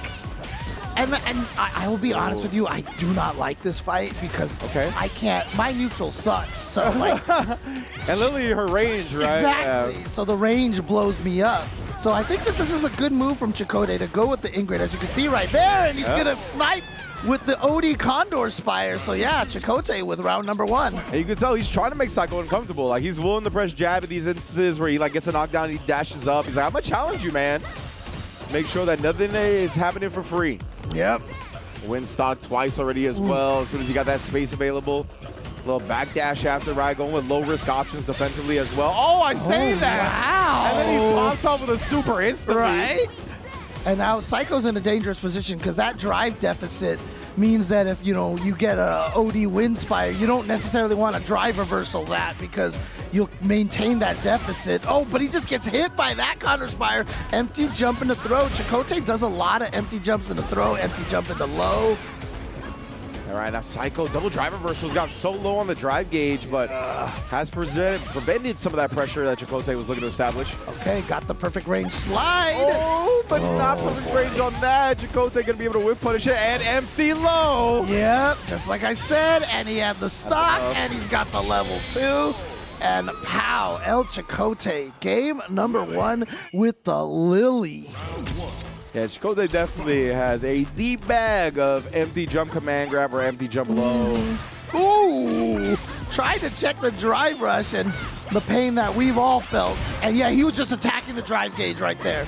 He's like, you block it? That's fine. I'm just going to go and drain all your drive gauge. I don't want you to be able to get into these OD Condor Spires. Wow. The knockdown on the counter hit. I love that recognition from Chakotay too. Oh my goodness, then we talked about empty jump command grab beating the parry. This time the blue stuff, no anti-air. I can't, like, is that actually like a safe jump or does Lily not be able to land a jump attack in that situation? I'm gonna have to test that. Power bomb out of the Lucian. I do like the fact that Psycho goes for that every once in a while. Oh, he just wants to chip him out. What are you gonna do? What are you gonna do? Okay. Yeah, Chakotay looking really solid here right now. Yeah, I love the way Chakotay has been playing. Oh, trying to counter hit the slide on the way in, but Psycho beats the button and then not blocking the legs either. Again, knockdown here, trying to establish the plus frame. Chakotay respecting it and just taking the throws back to back with it now. And wake up drive reversal. I like Chakotay's usage of drive reversal a lot because he's got a lot of driveless confirms and conversions, but right here, he's paying dearly for everything. Level 3. That was nice that he realized that standing medium kick was going to knock down. That drive rush standing medium kick, I didn't see what it was, but there's the opposite side of things right there because obviously Lily's defense is not the greatest thing, and when Kimberly starts going ham on you in the corner, Lily is one of those characters that isn't happy, but if you get that perfect parry, that's man, reset the command grab. Yeah, a little bit far away, but the spacing trap right there, the shallow Condor Spire. Baited out the stand medium kick, got the whip punish, but we got a perfect parry back from Psycho now. Yep, gonna go with the Bushin chain that, did he reach? He reached. Ooh. They were fighting over that corner for a minute. Yeah. That was gang warfare.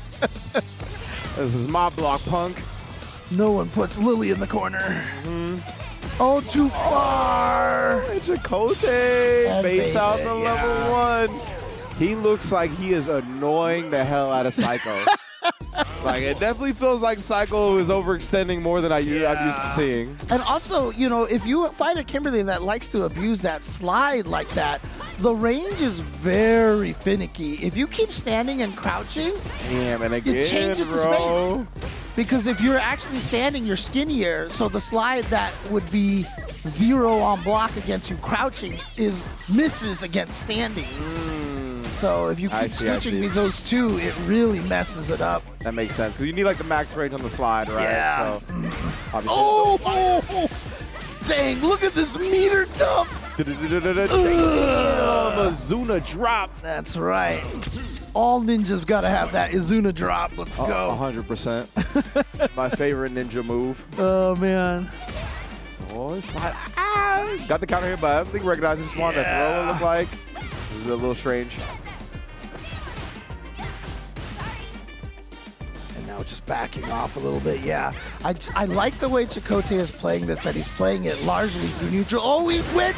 Dude, he has been willing to bust out this level 1 all over the place.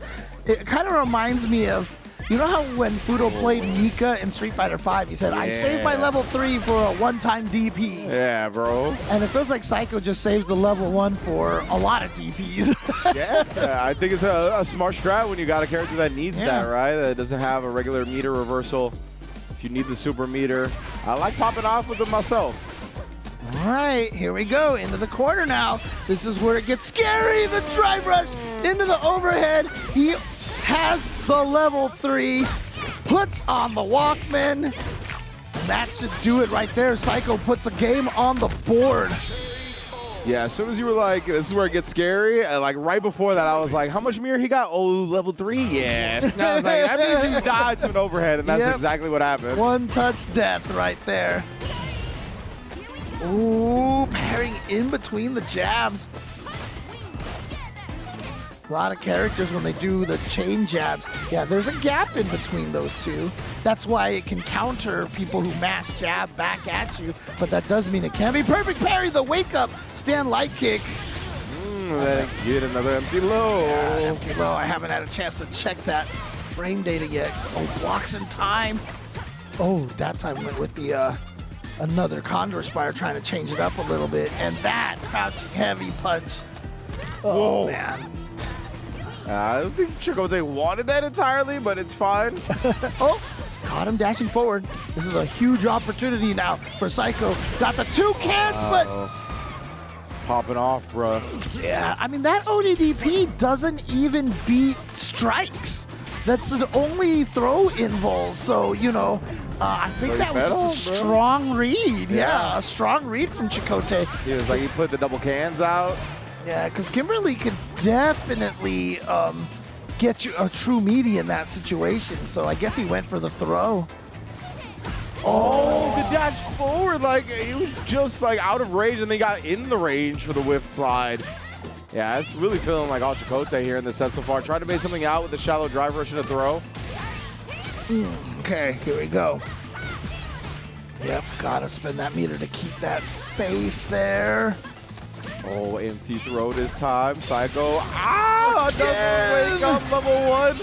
Chakotay has not missed with one yet. Oh, but okay, here we go. Excuse me. He should be able to kill by spending all of that drive gauge. There we go. Yeah, I think it takes the CA damage, the extra bit. But it will be enough with that extra bit for sure. Oof, there we go. Nicely done. Okay, so Psycho now needs to win this one to keep alive. Oh, wow. He goes for the online Kimberly strats right there. Just run slide to start the round. Probably seen El Chakotay backdash at the start of gets the shimmy as well. And he has all the damage boost right here. Doesn't have any cancel, but he goes for the last second air Bushinka trick right there to blow up people trying to throw on the empty jump. You know, empty jump throw. You see people try to throw and tech that air Tatsu right there is designed to blow that up. That last round was a boost ass. That was crazy. So like I said, you know, that's what Kimberly can do to you, especially a character like Kimberly. Especially a character like Lily, who doesn't have very good wake-up options. That was sick, but right now, Chakotay has already bounced back in quite a convincing fashion, right? He's going to be able to get the DI. He's got 2 drive rush cancels if he needs it. He's got level 1 as well. Damn, that chunked her more than I thought it would before the level 1. Chakotay on set point right there with some optimals. Yeah, but this is an interesting situation here because Psycho's been able to make its comeback. He's been kind of adjusting. Oh, yeah, he's adjusted quite well so far. I thought Chakotay was going to run away with it, but Psycho has definitely found his groove. Already onto the races here. Does get the throw. Time. Yep, there's the optimal setup right there. Actually, did he get it? Yeah. Oh, I see. He went with a different route right there to guarantee the follow-up there. And you get another can out of that, too. That's really cool. Nice drive rush, immediate button as well. Having confidence that Chakotay was going to check, and he had confidence that he would reach as well. Let's get to our final round, James. That's crazy because, you know, that time he did the empty jump backdash instead of the empty jump into the air Tatsu. But both times he was able to get Chakotay to reach. Big stepping on him. Oh, landing punish. Indeed. There you go. Yep, go with the slide. Empty jump throw. So now he knows Chakotay's probably scared to try to throw in that situation. Oh, no. He was so low on the drive bar. He tried to fight back, but he dropped the combo. Oh, no. And the super didn't connect either. The super would have at least burnt out Psycho, but it whiffed entirely. And look at this damage here. Oh, boy. No meter. Was that the second level 3 that Psycho got in that game? I think so. Oh, no. That is brutal right there. I mean, that is truly one of those matches that you watch and you say, you know what, that could have went either way because if Chakotay just didn't drop that combo. That hurts, man. That hurts for Chakotay for sure. It hurts a lot. Because again, like that combo drops to the end. If that level 3, if he like at least has to block it, then but is her level 3 a grab? I always forget. Lily. Lily's? I believe so. Right. So yeah, then it wouldn't even be able to do chip anyway. Yeah. Because that would have been like if that level 3 connects on block, then it at least burns him out and prevents him from getting DI'd. But no, it's not gonna work anyway. I can find out for you right now. So. But man, that was a hard-fought battle. I'm so glad it went down to the wire because to me it looked like Chakotay was going to run away with it. Like it really looked like he was just kind of frustrating Psycho a little bit too much today. And it looked like Psycho was not as familiar with the matchup as he wanted to be. But nah, man, he figured it out by the end of the set. Got comfortable. Definitely got a bit more aggressive in my eyes. Was managed to win a couple of the gambits earlier on. God, what happened exactly right there? But yeah, so there's no chip on her super, right? Lily's level 3. There's none at all. Like you can combo into it, but like there is no actual block animation. Exactly. So that hurts for sure. Oh man, yeah, that's a painful one right there. But you know what? Like I said, in fighting games, you have to remember everything, and you also have to be able to forget everything. So, you know. Legit, though. So, you know, obviously, Chakotay being sent to losers, but he has a lot of opportunity here. But, I mean, he's got Dual Kevin or Magnegro in his way down there. That's a scary part of the bracket right there. That's not a fun part of the bracket, but we'll find out what happens here. So yeah, you are getting 2 staples of the scene as a reward in that instance right here. That's actually what we're going to now. We're going to our first losers round 1 match. Magnegro in the building, going up against Dual Kevin. Both been around the block for a while now. Dual Kevin, he's kind of got a baby face to him, so I feel like I still look at him and think he's like 24, but he's up there. He turned 30 this year, up there with us 30-30s. I like it. And I like Mags. They're representing the third strike. You know, like that. Mag is an OG, man. That's what we're talking about. Oh, yeah. If you're a big fan of Third Strike, by the way, definitely, and you don't know about Jazzy Circuit, please look up Jazzy Circuit so that you guys can follow all of the awesome Third Strike action going on. Yeah, we can talk a little bit about it during the downtime and whatnot, too. I'm down. Yeah. Right now, of course, Dual Kevin and Magnegro. This is losers round 1, right? So whoever loses goes home here. Everybody's trying to fight for their points to get further and further towards the regional final. Oh, wow. Snuck in there with that overhead. It looked like it was a counter hit, if I'm not mistaken, so he got the link off of that. Yes, sir.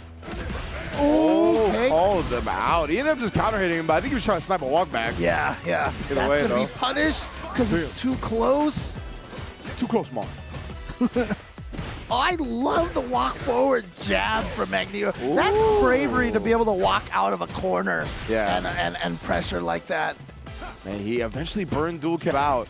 I was gonna say, I like that he's not getting too over aggressive with it. He's trying to pick his spots well, but he got countered in there. No cancel from Kev. I know. Oh, shoot. Are you okay? Are you okay?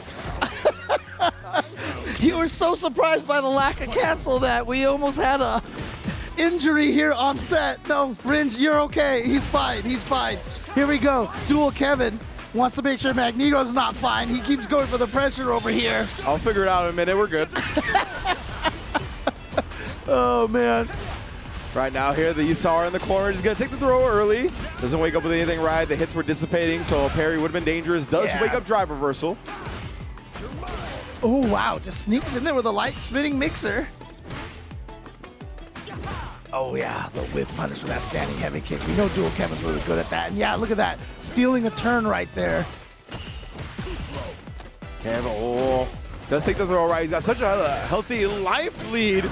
I was going to say he's going to be willing to take a throw or two, but he actually gets counter hit this time. No, he's going to save it. One more hit does kill, right? He can even burn himself out. But, you know, if he can get the kill without spending any meter at all, exactly. That's an even better result for Mag. God, look at that timing. That standing meeting of timing for Dual Kevin was great, but the fact that Magnegro actually blocked it was even greater. Oh, should be able to kill off of this because he can link. Oh, man. The cross empty low right there. Super smart stuff from Kev, managing to keep the corner positioning as well during all that because of the mix-up he went with. Okay. Ooh. Sniping with that crouching medium kick. It wasn't even a punish counter. It's just Dual Kevin, I think, just stood up at that point, got hit. Ooh, standing heavy kick right there, but not a whiff punish. So Dual Kevin, oh, what an unfortunate, that's just one of those unfortunate timings. He jumped as soon as the scissor kick happened, and so Dual Kevin just got out of the corner for free. You know, man, Magnegro really to press back with the stand heavy punch. His plus-up block, but it's a long starter, but Dual Kevin snipes, beats him to the button that time. Oh, but does reach with the crouching medium kick that time. Okay. Sometimes I hear those noise. voices. Yeah. Those voices. What? Remember, she was like, oh. Shout out to all the voice actors in these games, I swear. Sounded like me falling out of my chair. Oh, man. Oh, boy. Not the first time it's happened to me on stream. And now we're going to get a full corner conversion, though. Magnegro, perfect parried immediately. Side switch it up. Back throw. Tried to go for another one, but great tech from Mags. Ooh. And that medium kick is such a good button just to beat people to their neutral option. Gets the mind planted here now. Scary pressure situation. There's going to be plus frames on that mine explosion that's auto-triggered by the Psycho Crusher. He tried to base something out from Kev. He wasn't ready for him to whip that crouch medium kick. Oh, Kevin is not being scared to get thrown right now. I feel like Magnegro's got to get a throw in there to get Dual Kevin nervous. Oh. See, he's jabbed like see, he has not gone for the throw yet. He is so adamant that Dual Kevin's eventually gonna fear the throw, but instead, Dual Kevin finds the hit into the critical art. That's gonna take it. Oh! To establish the 2-0 lead. Kev, man. It was such good timing as all his defensive sequence, though. Like you talked about, Mag was trying to like inch closer and really get his timing going, whether it was like a throw or a button to counter hit, but he couldn't ever find it. It was like Kev was picking the right option at the right moment every time.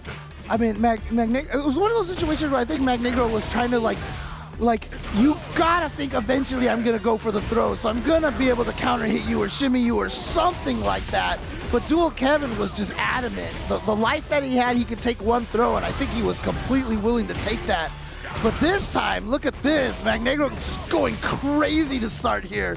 Yeah, 100% just putting the pressure on him, has the mine, and Dual Kev, wow, right as he was about to explode, excuse me. You heard the audio, too. Yeah. You heard the and then he got it anyway. Legitimately, that jab had to hit like a frame or two before the explosion was going to connect. Oh, and then the counter poke from Dual Kevin. Here we go. Corner position. Counter hit throw. Oh, man, Max with no fear, right? Just walking up. Yeah. same situation, just walking right out of there.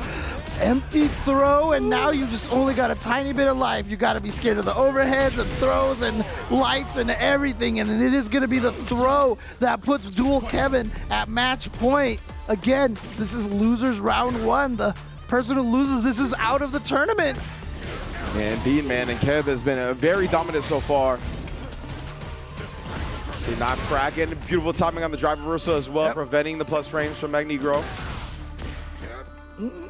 Too far away for that crouching medium kick to hit. Put him down. Punish counter throw as well. Oh, I like that little side switch setup right there. You saw a little whiff, just visual clutter, visual noise. Got the counter hit on the overhead, so he was able to link off of that. Oh. Another counter hit. Dual Kevin is reading Magnegro's timing, and he built the level 3. Nice. The route, like I said, put this man in Marvel, please, because, man, he would fit in MVC games so well. I swear his combos feel like MVC combos already. They do, 100%. Oh. And, man, like, that's one of the main, like, weaknesses of Bison, I'd say, is the fact that there's like no OSDP available. So you'll see players like Dual Kevin, or just in general, anytime somebody smart goes up against a Bison, that's when they'll really implement their delayed drive rush cancel pressure, because a lot of times the Bisons are going to rely on some delayed tech or delayed option to try and defend against drive rush cancels, because they don't have an OSDP. They'd have to use like a super or something, and that has its own drawbacks. It's much tougher to use to stuff drivers cancel pressure than an ODDP. Yeah, because I mean, even just the screen freeze makes it a little hard, because you freeze the screen and the other guy hadn't pressed the button. They're like, oh, aha. Exactly, right? Like your super could eat the person's delayed button, and then they don't actually get a button that comes out, and they bait your super because of that. So yeah, it's a lot worse than just a regular ODDP reversal. And because of that, you could tell Dual Kevin towards the end was really looking to abuse that, as you called out, the driver's cancel. Blew up multiple defensive timings from Mag. Yeah, that was just it for the day, you know? Tell you what, man, I'm Thanks. standing in solidarity I here. appreciate you. I'm standing in solidarity here. When we get it back to the camera, I'll let the people know what took place here during the match. Oh, man.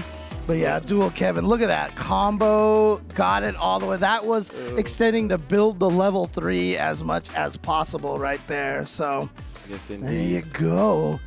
So we got ourselves, I mean, look, El Chicote versus Dual Kevin in losers quarterfinals. What's happening here? You know, like, yeah, exactly, right? Those are two of our favorites. Would you have expected this to happen in losers quarterfinals, or that sounds like a winners finals match right there, you know? 100%. Crazy.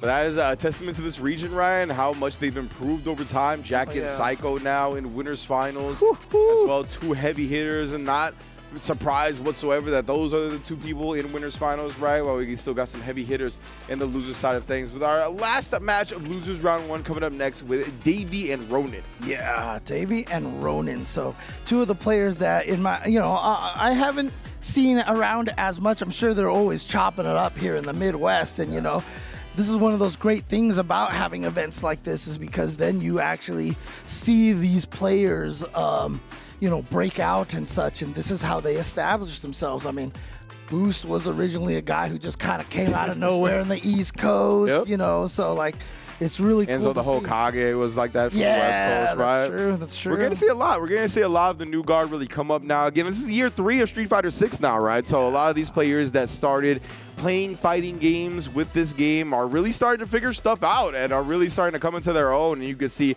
the new guard really starting to rise up through the ranks and making these top 8s in these World Warriors. And yeah, this is where you'll get to see the journey, right? As you mentioned, like you get to see when they were rookies, when they were struggling, then when they start making top 8s, then when they start going to international offlines and putting bodies in back. You get to see that whole thing, and it's really cool. And we're going to follow 2 other players here, relatively new right here, right? We got Davey, 25 years old, on the Modern Mai, and then Guile Ronan, age 17. Well, that at least explains why I haven't seen the name that often. So the youngins like 17. The youngins like the old characters. I don't know what it is, but they like the old characters. I mean, there you go. He's rocking the Akuma, though, which is also an old character. We have, the 09ers out there, right? We have 09ers out there. You think that, pretty soon we'll have the Tifa-ers out there, Oh, is that what we're going to call them? I like that. I don't know. That's a terrible name. I'm sure there's a better name than that. The Tiffers. Exactly. Oh, man. But yeah. Man, I still can't believe they got Tifa, bro. That's wild. Japan just did like a popularity poll when it came to characters. Right. Tifa was like third. Tifa was third. Yeah. Like, that's wild overall. Cloud and Mario, I think is what it was. Yeah, like it was wild to see Tifa is that popular. Yeah. Right here, though, Ronan going to work on this Dawson from Davey. Try to lock him in this corner, right? Oh, challenged immediately. Did not respect the driver's cancel pressure. Nice call out. That's what I saw Davey play. Yeah, so I saw that he was using Ingrid, and I also saw that he was using Dawson, which made sense to me because they were both zoner kind of characters. So the Mai was the one that kind of came as a surprise, but he's got a good set of characters here. All right. And he's also rocking tracksuit Dawson as well, so nice. Of course, there's the standard fireball into the air, into the slide for that pressure. Oh, tried the drill, but yeah, slightly misspaced on that one because of it. Okay.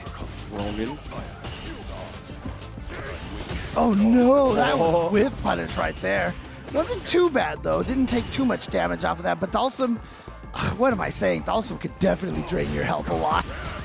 You know? In this game, like he has some of those nasty combos. 100% he does. That's how I faked him out a little bit when low afterwards. That was a safe jump, so it was only -2. Nice chase down with that jumping. Oh boy.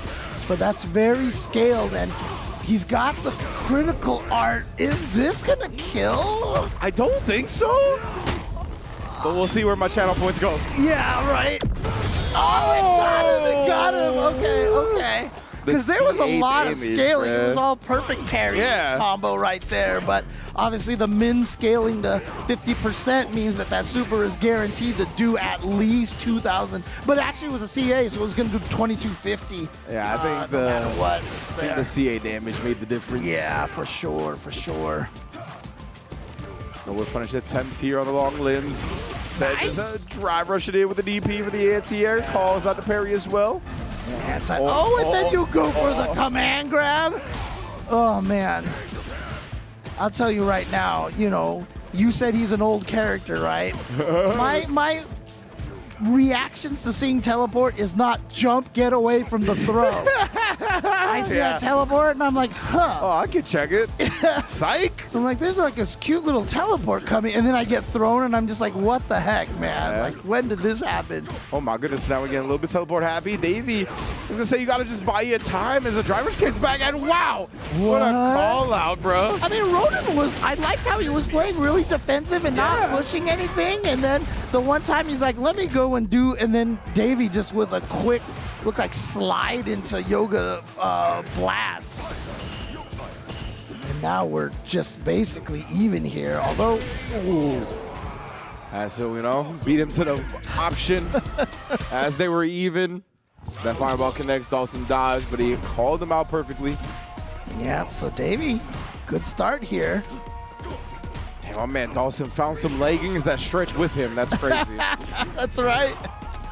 He probably visited what's-her-face from The Incredibles, right? So, Edna, that's what it was. Edna Mo. Oh, here's some Mo damage. Yoga in front. Yeah, see what I mean? I mean, it is Akuma, but Dawson can do a lot of damage, but that demon flip into dive kick into the reset caught Davey pressing, but caught him jumping backwards now, trying to get the shimmy, but the patience from Davey is going to allow him to take this with the level 1. And Davey calling out that driver's cancel pressure again, right? We saw that earlier as well. Ronan getting called out, not keeping it tight, not keeping it frame trappy. Yeah, I mean, Davey had like 3 brilliant reads back to back to back just then, but then the last attempt at the shimmy was all Davey needed to resist. Oh, and finds the back medium kick for a punish counter. It's a throw, and now sets up that fireball. Oh, that wasn't even a combo. It was not, but that's even better for Davey because that means it started with a heavy. Puts Akuma on life support, and wow, the fadeaway. Oh, man. Yeah, the Yoga Sniper is not quite in effect with that jumping heavy punch anymore from like Street Fighter 4, but jumping light kick is going to do it. Ouch! Again, demon flip into dive kick.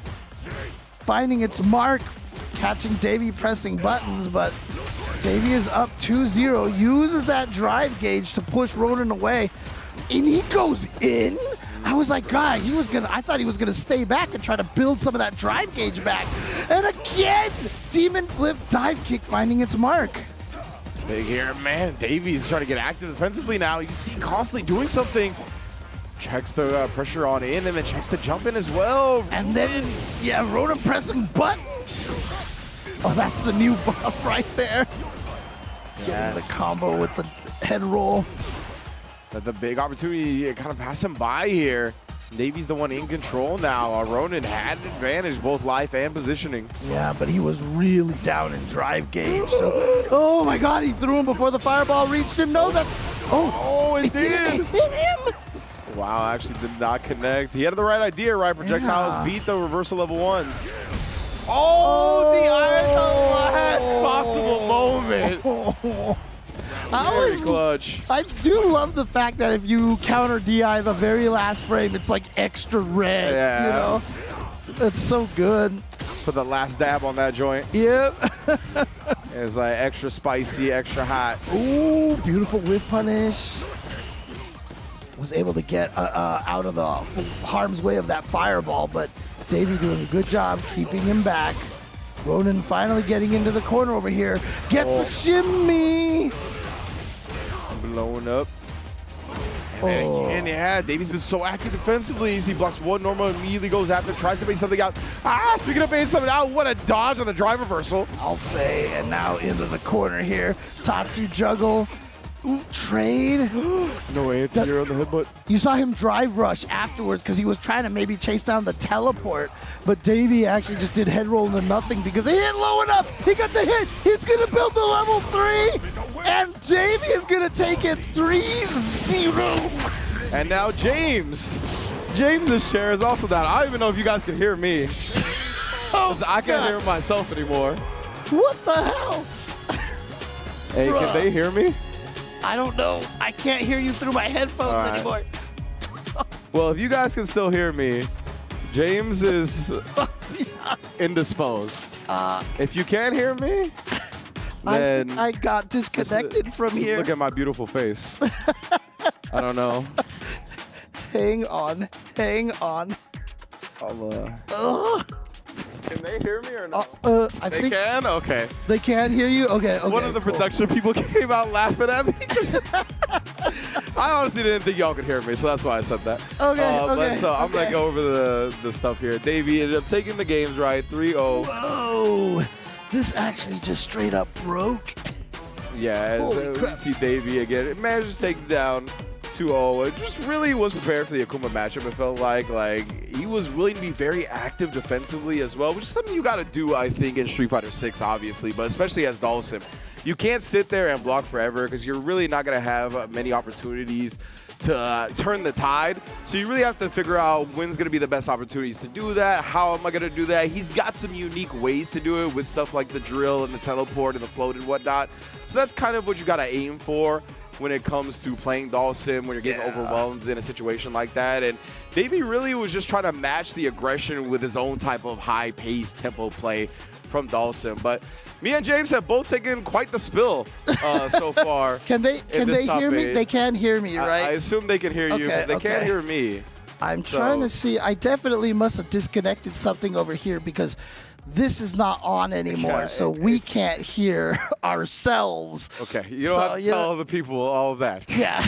But Davey is definitely doing a great job. He's going to be moving forward to take on Stealth. But that's why you guys haven't seen us in a while. It's because we've been taking some bumps back here. But winner's final, of course.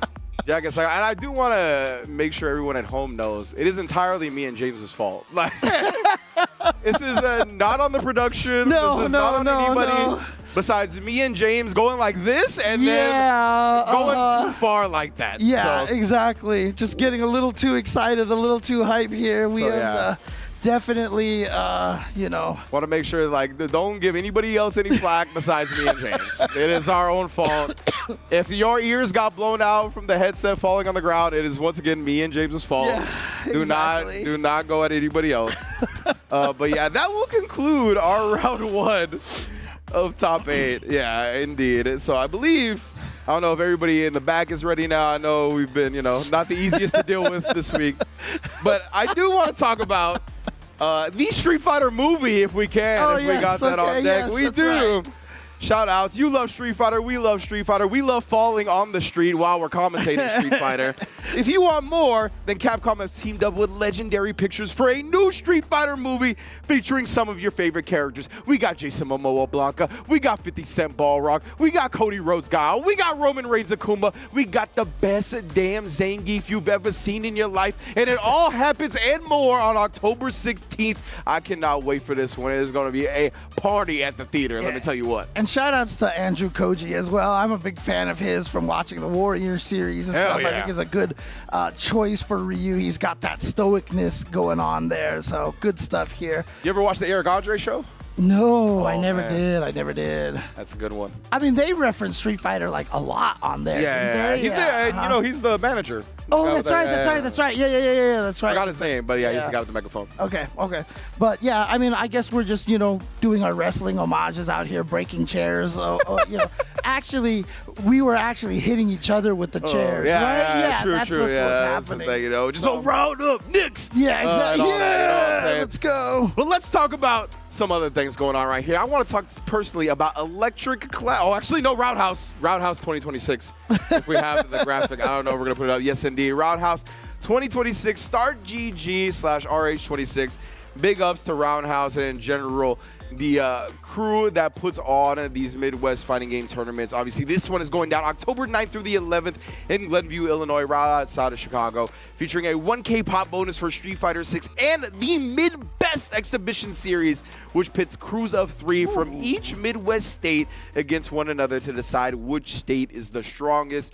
So yeah, check out all the info regarding that. Register before July 1st to save $15 on registration. And hey, you gotta make sure to do it now because we need to save money wherever we can in this economy. So they are offering the early bird reg. Make sure you take advantage. You just save money, and we're out here destroying chairs, man. Yeah, that's coming out of my paycheck. Yeah, pretty much. So, but guys, definitely don't go anywhere because we have finished round 1 of the top 8, but we're going to find out who is going to take the lion's share of those points for the North America Midwest World Warrior. We'll be right back. Maybe. Maybe.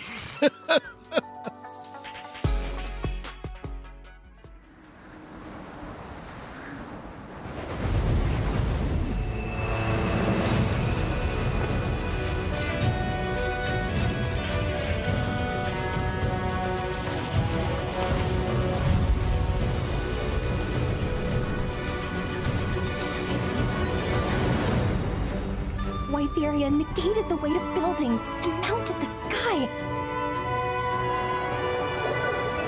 I can't stop wondering, how can all this exist up amongst the clouds?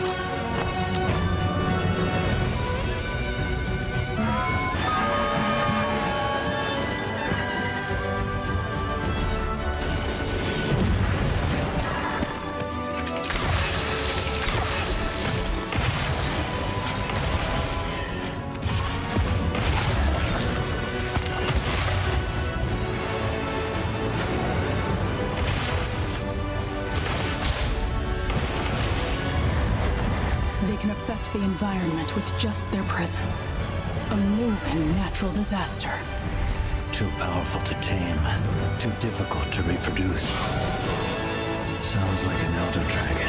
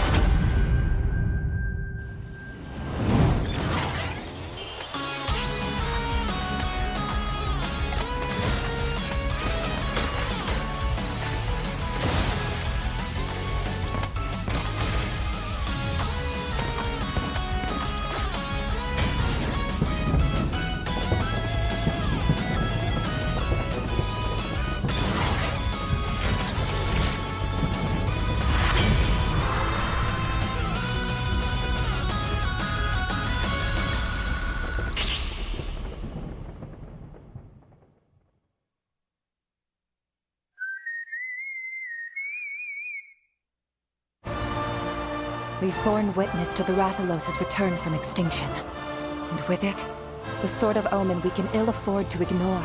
This isn't Ranger business. One wrong move, and it could all blow up into a diplomatic incident. 2 centuries ago, our ancestors committed a grave sin. We have to accept these transgressions. And as riders, it's our responsibility to right these wrongs. Come on!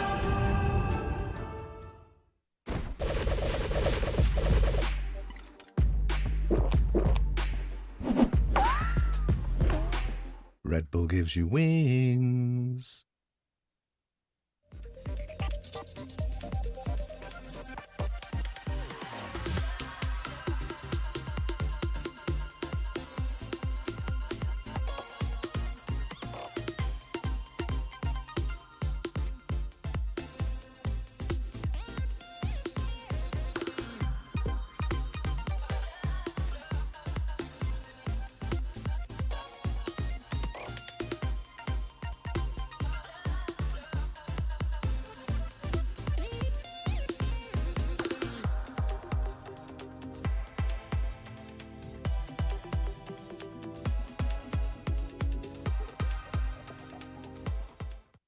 Evo Las Vegas is right around the corner. Last year, we had 20,000 people attend the event. 20,000 people at a fighting game tournament. You cannot make it up. The history, the prestige here is absolutely unmatched. How many legendary moments have we seen? Seeing Tokido cry, seeing Punk drop tears on multiple occasions actually, seeing the Justin Wong barrel roll, and the moments keep on going and keep on going. And this year, we are about to add to the pantheon of greats. We did see Mena RD walk away the champion as he dismantled the legendary Kakadu in grand finals and made history. And this year, we are upping the ante. You do not want to miss it. Evo Las Vegas, it is time to make history. I don't remember my name anymore. No, just kidding. A little CTE from our folks. Yeah, no. Welcome back, everybody, to Top 8. We've gone through round 1. I am James Chen. Okay. Join along here with Ringe. Yeah. No, Ringe, that's right. Okay. We're in here. But yeah, we're through round 1 of Top 8, right? Definitely. Everybody took some bumps, including the commentators that time around. But we have progressed through the bracket, right? We got a sick winners finals for y'all in a little while. It's going to be Jack versus Psycho. Both barely squeaking by their opponents, right? 3-2 incredibly close sets. While on the losing side of things, we had some convincing dubs from Dual Kevin and Davey, who are going to be moving on. El Chakotay and Dual Kevin will be our next smash, and then we got Stealth and Davey. But yeah, man, Chakotay and Dual Kevin right now, James. Talk to me, brother. Yeah, just as an FYI, after the Windspire, the Windspire, how he does that jump, he can't land a jump attack. So, but if you jump, empty jumps into SPD or empty jumps into crouching light kick like he keeps doing, those are both true meaties. Okay, so yeah, I gotcha. So that is the mix-up, right? Yeah. It's not really like a jump that's going to be coming like that and anything. Okay. Yeah. I always thought that I could tell the jump was a little too early, but it's a good mix-up because if you try to hold up back or backdash, that's where the crouching light kick hits you. So it is a nice little good mix-up over there for Lily players. And it's also something that could just catch you sleeping a little bit because you would have to down back the meaty, right, to get the perfect parry off rather than just regular back. So it's just something that could potentially slip through the crack, a little extra layer. So. But these two have probably fought each other forever, and we're all talking about this Lily, but no, it's going to be Ingrid. Chakotay. We were talking about Ingrid the whole time. And the first time we talk about Lily, you go back to Ingrid. Right? Come on. Come on, Chakotay. Obviously, he's mixing us up it's here. For real. Oh, man. But I have to imagine, actually gets the reversal out. Yeah, that's Sunveil. I was going to say, I have no idea of the names. I'll be honest. That time, though, the kick a little bit outside of range. And I have to imagine Chakotay is going through this because Dual Kevin has given his Lily major problems in the past. And that time, the perfect hesitation on the crouch medium punch gets him to flinch, makes him pay for it. Yeah, I mean, so far that round didn't seem like the Ingrid pick has been working. Bonk hasn't been working out just yet, but now look at this. Best throw in the game. Honestly, best forward throw in the game in terms of animation. Look at this little fireball pressure, but as you can see, not real right there. Just hold up forward and you can get out of that situation. The startup of that fireball is very slow. That's what Chakotay's going to be looking to do, though, right? He's going to want to test Dual Kevin, throw some fake stuff out, but that time threw out the wrong projectile. Yeah, that was a real jump right there. Oh, what? I don't know what happens. Oh, do you see he did the close one? He did the close one. You can see which one it is by the way that the sun comes into the screen. So that was cool. It basically prevented Dual Kevin from pursuing behind the Tsar, right? Right. Okay, So okay. maybe that's why he's going with this character here. Okay. Mayhaps 100. I like this. this. And again, though, the projectiles that begin jumped in on, man. Dual Kevin is not afraid to take to the skies to call out your projectiles. I did like the fact that Dual Kevin backdashed on Chakotay's wake up because he knew he was going to try to jump out, and he kept him in the corner, but then the OD Sunveil got him out anyway. Oh, but she doesn't have the meter. You see El Chakotay, Ingrid is just shy of that 2 bars. Burned himself out here. Actually does get the level 2 off the low. Dual Kevin was just trying to walk away. Caught the throw, and that's where you get the bar back. First time that happened to me in the new season, I was like, wait, what was that again? What happened? And I was like, oh, that's right. So yeah, that is one of the changes right there. If you do a wake-up drive reversal and the opponent goes for a throw, you actually get a bar back, and you see that little effect that actually shows that. That little visual effect, like a slight screen freeze type situation. Yeah. Oh, my man, the Ingrid theme is going off right now. It is busting.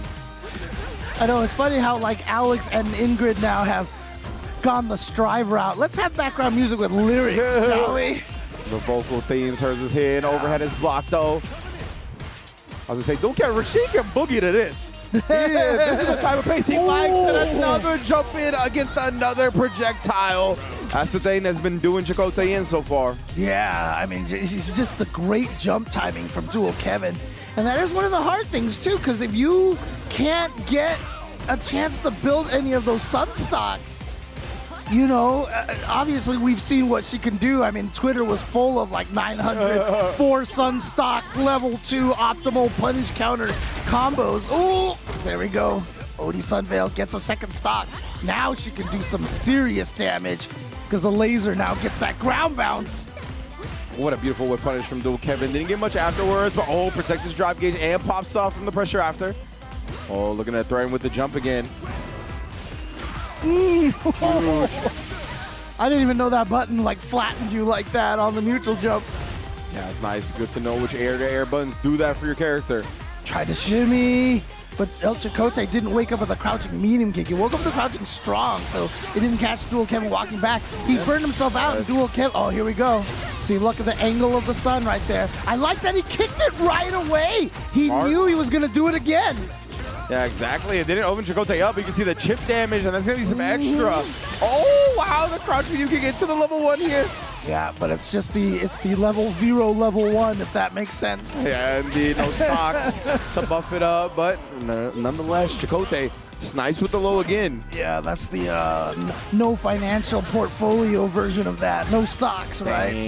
So, all right, here we go. Throw into the corner here. Dual Kevin trying to take this 2-0 lead, but oh, the whip punish on the forward heavy punch. Yeah. That's been working pretty good for El Chakotay so far. And the reversal. Oh, just backing off. Yeah, no level 2 for her. So just gotta hold this, mix up. No pressure, just draining the drive gauge. DI on the other side as well, right? Kev, not really worried if Chakotay was gonna level 1 that response. He was still in such a good position, even if it got countered. 2-0 lead, just like that. Yep, so far the Ingrid is not working so well. However, I think if I was El Chakotay, I would definitely stick with the Ingrid. Well, I mean, we're going to the character select. But, you know, you stick with the Ingrid because you want to see if Ingrid can fight Rashid better, maybe, than Lily. So, yeah. Can't be discouraged, especially in a tournament like this, especially, you know, in a World Warrior. This is what, I forget which week number. Oh, it's number 2 for yeah, Midwest. It's just the second for Midwest. But Chakotay is going to go back to the Lily here, down 2-0. Interesting. Because, you know, I figured if you have, you know, like 3 more weeks, you could actually, you know, experiment, see how it plays out. But, you know, also this could be Chakotay saying like, okay, I'm going to go back to Lily and see if this feels better, you know. Yeah, absolutely. Because clearly, Dual Kevin's movement and Rashid's movement was causing a lot of problems for Ingrid. He never had a chance to build up any of those stocks. Yeah, I like trying the Ingrid at first, especially if Dual Kevin has given your Lily trouble in the past. I get going back here, right? This is try to handle business, because remember, this is not only for World Warrior, but there's also ENC qualifications. That's right, yeah. That are also going to be determined via these World Warrior results. Of course, the Esports Nations Cup, with everybody trying to represent their nation and trying to earn spots into it. So this is a very important World Warrior, even more so than usual. Yeah. Dual Kevin here at match point. Trying to sneak in there with that drive rush, but nothing doing right there. And Dual Kevin now just adding all this damage up together. And a lot of the times I feel like, you know, I've just seen like good timings from Dual Kevin, which is not even a, oh, that's going to be punished. But it's not a character thing. It's just a Chakotay knows, I'm sorry, Dual Kevin knows Chakotay thing. 100%. That's how it's come across to me so far. He tries to drive reversal, just get him in the corner here. Chakotay forcing the issue with the counter spire, tries to chase down the back jump, but can't find anything just yet. Whirlwind checks the drive rush. Dual Kevin was down to about 1 bar of drive gauge, but he's built all of that back. He doesn't have a level 3 though, so he can't kill here. Goes for the empty low, and he's just zoning right now and knocks down. There it is, getting that extra drive gauge, but he saw that Chakotay was building up the win stock, so he took that opportunity to activate. He saw it. I'm just jabbing him. He's like, let me add a few extra hits here. 3-0, and yeah, honestly, James, I agree that it just felt like Dual Kevin had Chakotay's number when it came to the timings. It didn't matter if it was Ingrid or Lily. Right. He was just beating him to the button each time, and it felt like, I don't know, like Chakotay was trying to, I think, play a little bit too slow, like trying to really, it was hard to describe like the issue that I'm seeing here. Like Chakotay is just playing, I think he needs to get more aggressive. Like trying to play reactive and slow against Kev is very hard. And the way he's doing it, it just feels like he's letting Kev get too much of what he wants for free. Yeah, you kind of have to be a little more disruptive. I mean, that was a great disruptive round is a good word for it, for sure. Yeah. But, you know, so it's like what I was saying about, you know, the reason why I kind of brought up that Punk comparison. I feel like Cammy and Ingrid do a good job covering each other's matchups. Okay. But I feel like Ingrid and Lily, they both play a little bit slower. You know, they're not going to be rushing you down. Yeah. And so, like, it's harder to give two different looks between those characters. Clearly, Lily has way better range on her buttons. But, like I said, it's not like one is a rush down, one is aggressive, and the other is more defensive. So... yeah, it was tough. It definitely felt to me like Chakotay needed like some other offensive or neutral gambits to like make Dual Kevin react and put him on the back foot. It felt like Chakotay was really trying to answer all the questions that Dual Kevin was presenting, and that is a really tough spot to be in fighting games in general. When you're the one that has to answer the questions rather than being the one that asks them, it's always harder in that situation. But we're going to go to the other side of Loser's Quarter. It's going to be Stealth versus Davey now. Saw Stealth earlier on the JP, Davey rocking the Dawson. And I'm curious to see what Davey's going to go with, right? Because like I said, he has the Dawson. We saw the modern Mai earlier, if I'm not mistaken, right? Yep. And then, like I said, I definitely saw that there was some footage of him using Ingrid a little bit, but I have heard that JP kind of blows up Ingrid, so I would imagine the Tree Glob just coming out of nowhere kind of prevents you from throwing fireballs and trying to build up those sun stocks. And Dawson has always done, you know, decently against JP, being able to float over those spikes and float even over the departure as well, you know, and just kind of nullify those threats. See, there you go, flying up there. Yeah, it's always been a fun matchup to me, specifically because of that. Dawson has different tools, like very unique tools for this matchup. Via the teleport, via the float, long distance normals even. Yeah, and that it's so crazy how even that high up, like if Dawson presses heavy punch, it's kind of like plus. Yeah. When he lands, that jumping heavy punch causes so much block stun. Oh, the shorter slide I like to catch that. the parry. Oh, I'm starting to really like this Davey guy. Yeah. That was nice as well, using the crouch fierce and actually getting the whip push on that. Unfortunate, the follow-up button was too far away. Yeah. Oh, perfect parry. Wow. And the standing heavy punch punish counter, that was so cool. Floats back in and is willing to press a button past the spike as well. I like Stealth trying to get him with that jumping medium kick, but still too far away. Yeah, he was looking to adjust to what Davey did last time, and Davey switched it up as well. Honestly, great adjustment so far from both sides, very quickly. You know, actually, never mind. All right. Nice there again, perfect parry on that Triglav, and a beautiful teleport to get to the other side. And what a brave button press, knowing that he's still outside of the range of the spike. Did that back medium kick, connected perfectly. Yeah, look at him just floating over there. And this is the nice thing about Dalsum too, is that, you know, even when he's burned out, if you play Dalsum right, it can be hard to take advantage of that burnout. Yeah, but he actually used the back teleport, got punished for it, but not nearly as much as he could have. Yeah, but he's being really aggressive for being burned out. That's twice now he's just teleported right at Stealth. And Stealth reacted properly both times. Maybe here, yeah, reacting to any animation that JP does with a parry. Oh, just to the side. Yeah, just a little too far away, but that's a plus for sure. And once you scroll those departures on screen, look at the time. Look at the time. Actually, never mind. Look at the health. That's going to be a CA, and he is dead. Yeah, I went through the same exact thought process. I was like, oh, the timer. I was like, oh, no, he's dead, bro. CA. The JP is not going to live today. At least not in this game. 1-0 Davey to start.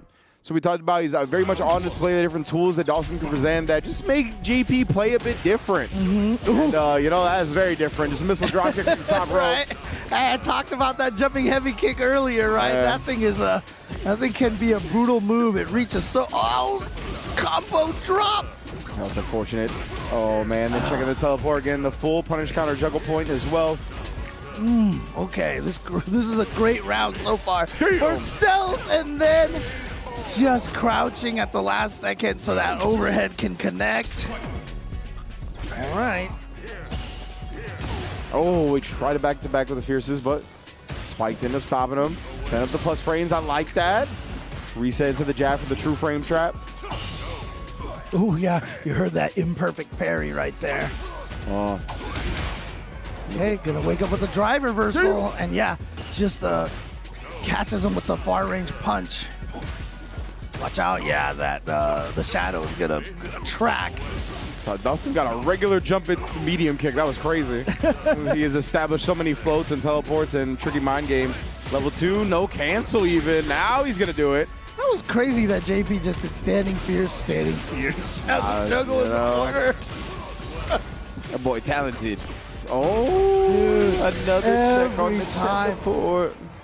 I like it too because he's just checking with the light punch, and so you don't have to worry about which side he's going to end up. If you just hit him, you can react then and use forward heavy kick in the correct direction. So he's getting good damage off of that without having to commit to being whether he's on the left or the right. Yeah.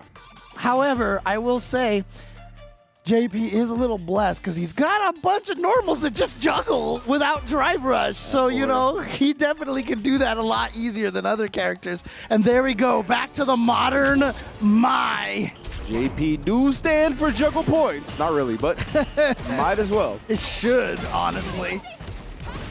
Because, yeah, it is wild to see some of the stuff that King can do. Beautiful whiff punish right there, though, on the crouch medium punch. Wow. Wakes up with it, and the juggle right there off the air there. Actually was able to combo off the roundhouse. It's wild. Yeah, and you see Davey still continuing this gameplay of not really being scared to, like, burn yourself out kind of thing, but this is JP. You don't want to burn yourself out against this guy here. Yeah, definitely one of the worst characters to burn yourself out against. Can do massive chip, can bully super hard. Beats out the DP, and combos into the command grab. Explosion. Just to add a little insult to injury. I mean, it's just so cool that they gave a character with a command, with projectiles that hit low, hit high, and there's a throw. Like, I mean, I know. That's wild. I know I can say that because as a Kimberly player, like I can fight JP, and everybody else who like can't fight this character that well are like, shut up, James. There's nothing cool about it. Man, he's definitely one of the coolest characters in the game. Yeah. Right now, Spike lingering here. Overhead. Let the Spike set up the block stud. Could have challenged, but the fear was in his heart. And still took full advantage of it. 2-1. One of my favorite little fun trivia things about JP is if you do a back throw, the animation of the back throw has him swap the cane into the other hand. So when he's done, he it's just natural, dude. Like it's so sick. No, a lot of the little stuff goes a long way, man. Yeah. And we've talked about this for a long time with Street Fighter 6 being so filled with the little stuff, right? I mean, I just got reminded about how in like the World Tour mode, there's the conspicuous stone from like the Street Fighter 2 Sagat stage that like it was like a little rock that moved kind of in the game. That's right. Yeah. And they ended up making a character. Yeah, it was like it's like legitimately called conspicuous stone in the story mode. Holy crap! Did I miss that? Bro, like the references in this game are out of control, like legitimately. Yeah, I mean, you know Olaf Redlin, right? Yeah, I already know. He actually did the research because, you know, there's a fake, you know how they have a fake character in World Tour? Yeah. There's a fake Sagat out there named Lane Saget. Yo, son, that's so good. And they're like, maybe they should have called him Bob Saget, right? That would have been funnier. And then Olaf looked it up. Lane is Bob Saget's middle name. Yo, son. Yeah, like, sorry for that during the match, y'all, but right, but yeah, still, the little stuff in this game do be mind blowing for sure. It's funny. All right, but floating above there, yeah. Obviously, the modern Mai did not work out for Davey at all. So he's, oh no, a drop combo, but not a big punish. Yeah, only with the crouch medium kick, and we talked about it. Only cancelable if the departure's out there already. Well, Davey's got to find some way to get it. Okay, that was nice. He got in, but, you know, a little far. Wasn't going to be able to combo off of it or anything like that. And that crouching medium kick and then the crouching light kick catching Davey. He is not covering his ankles right now. And you see him kind of burning through his own drive gauge, whiffing those parries. Oh, and he just gained that. Yeah. With those, with the drive parries, and then immediately spends it for the drive reversal, and then just walks into a Triglav. Hurts, man. Walking into the projectile.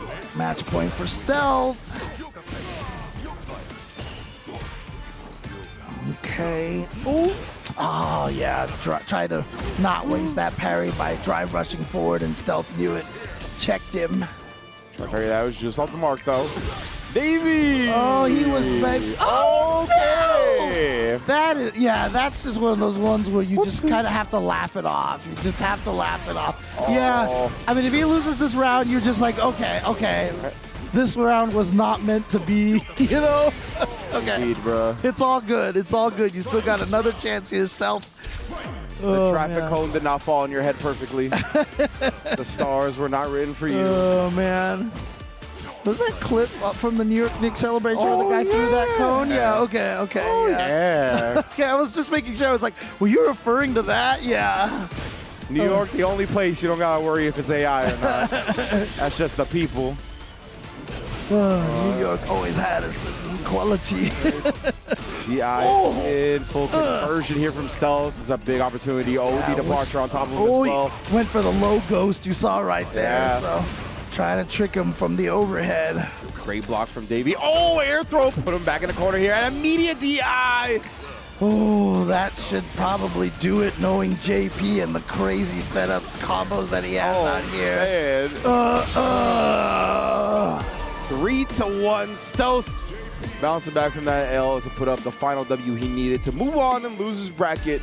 Very well done, as we've talked about, Ryan. One of the mainstays of the Texas scene and the Midwest as we celebrate with the theme of all themes. Exactly. You know what JB just stands for? Just play it. There you go. There we go. Play. All right, so Stealth is going to make it through against Davey. Yeah. Davey, I mean, again, like, the My Pick didn't really work out. The Dawson was doing okay. I mean, he took the first game, but after that, that's one of the benefits of, you know, having one of these, you know, first to three kind of situations, because you have a good room to adjust. And so even though Stealth lost that first game, he kind of just like figured out the tendencies and got himself a little bit gathered, and then was able just to take 3 games in a row. And, and you don't have to panic after losing the first game. Yeah, you know exactly. What I mean? So. Yeah, I like it a lot. I would have appreciated if Davey stood with the Dawson, just because I like seeing that matchup a bit more, the JP Dawson matchup. And it felt like the Mai wasn't really an answer. It was just like, I'm going to play Mai because, you know, everybody talks about how good Mai is. Right. So that's why he went back to the Dawson quickly. And it felt like he did have a better shot on this character. But yeah, just a little bit more, I think, nuance, a little bit more practice in the matchup. I think he got a little bit over-aggressive, especially with his defensive choices.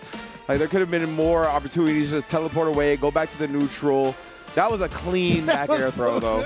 That was really good. Because Dawson's love to float and stay above the departure window like we talked about before. So shutting that down with an air throw like that and put him back in the corner as well, perfect. Yeah, I mean, honestly, you can't blame anybody who goes to Mai right now in this current version of the game. So clearly a very strong character. But, you know, once you're fighting against some of the best players out there, you know, it's not like it's going to be some sort of free win for you going to Mai. She still requires a lot of intricate piloting.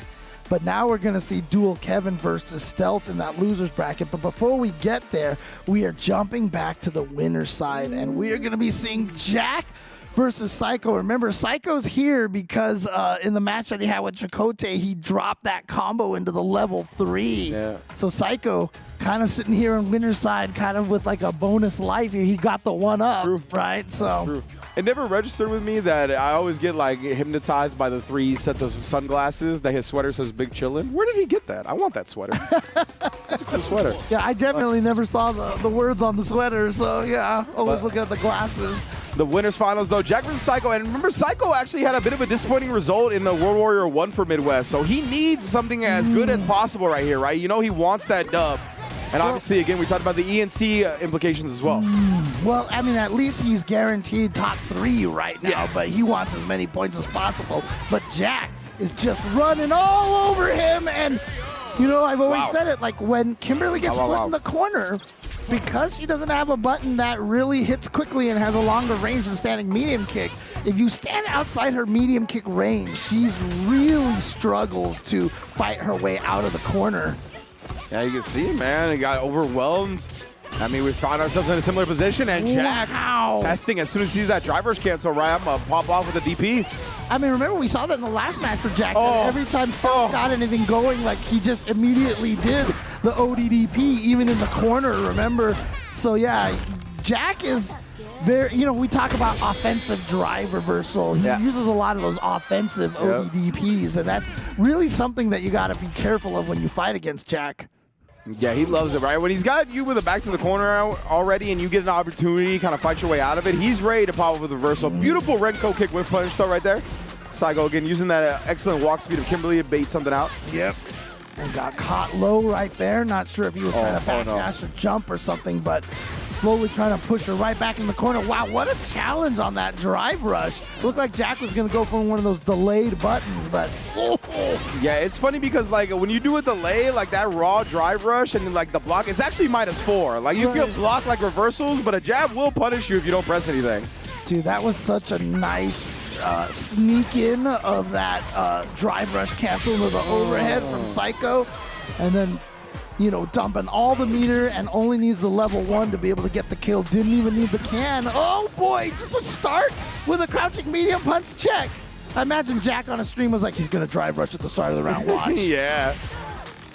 Felt like it, right? With Psycho being up around, it's time to get a little bit reckless, get a little bit more aggressive. You can afford to take the risk. Nice, connecting up for a combo.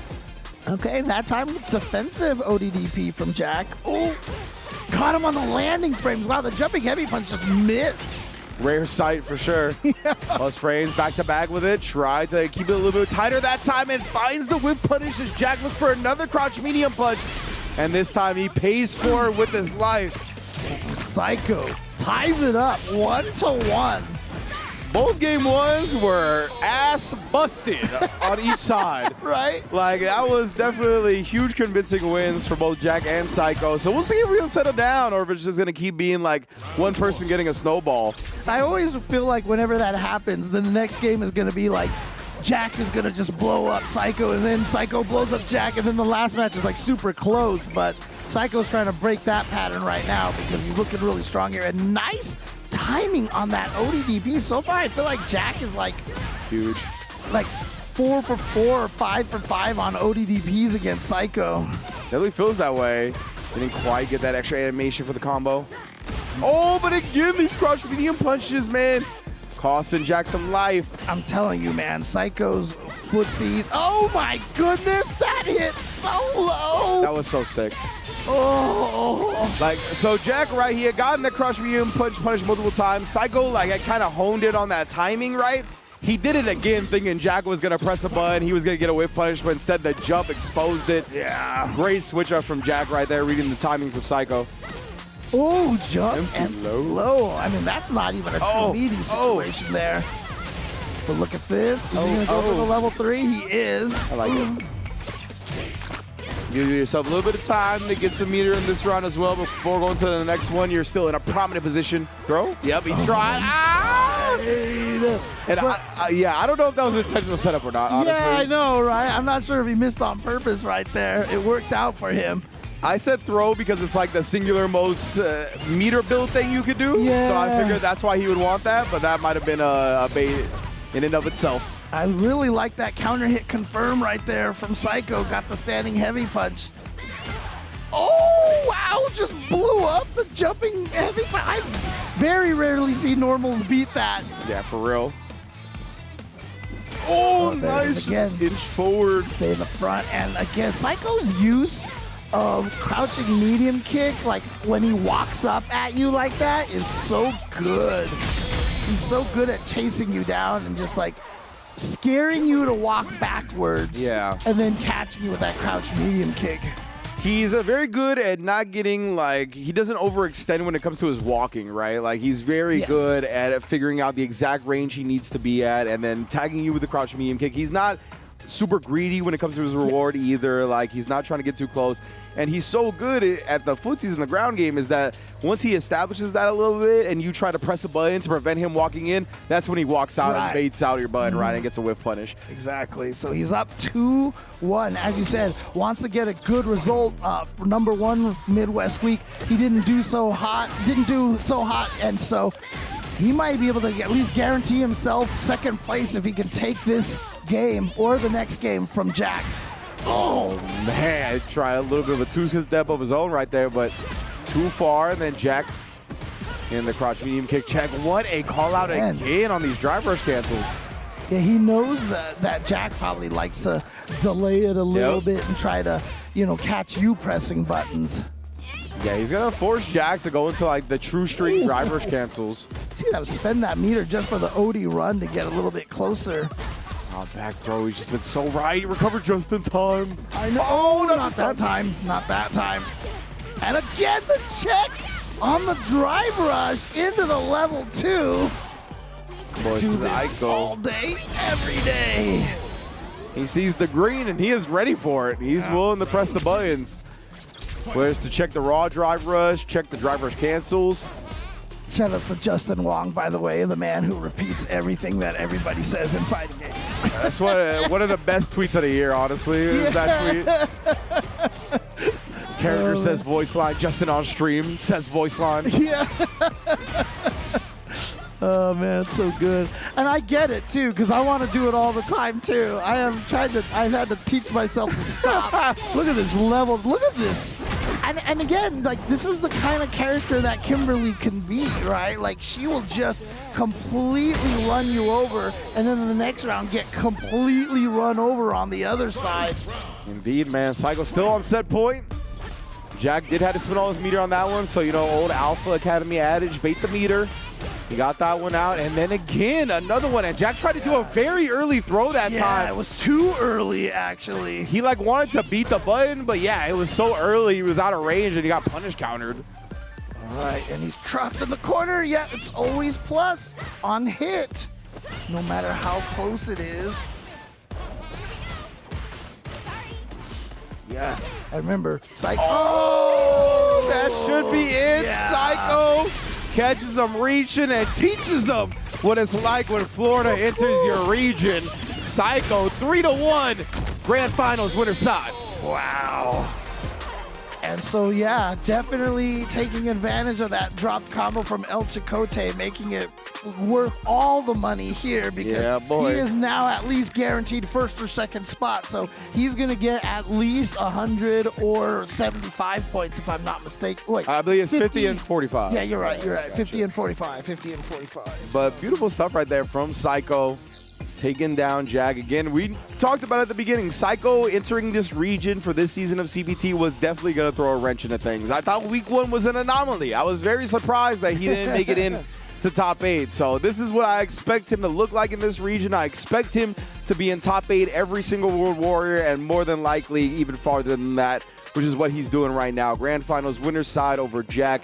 Just with some incredible performances, right? Like we talked about how he really honed in on some of the timings of those crouch medium punches, had his offense. The drive rushes got shut down so heavy, right? Whether it was raw drive rush, whether it was challenging, the drive rush cancels. He just did everything he needed to do from that perspective to take down Jack. Yeah, I mean, it took a week. I mean, I think he just had to get used to, some of that, dusty Midwest internet out there. Wow. The pipes are probably not as clean, for that internet. No, I was kidding. Like, damn.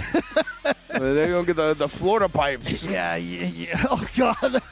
I mean, a lot of the times, all the data that's going through them, they slip past the alligators really well because they're all wet, right? So it just kind of goes through there. They formed in like zigzags. Yeah, exactly. I don't know. Do you know that they teach children in Florida when they're growing up to run in a zigzag away from the alligators? I mean, that's smart. Because the alligators, they're slower when they have to go side to side.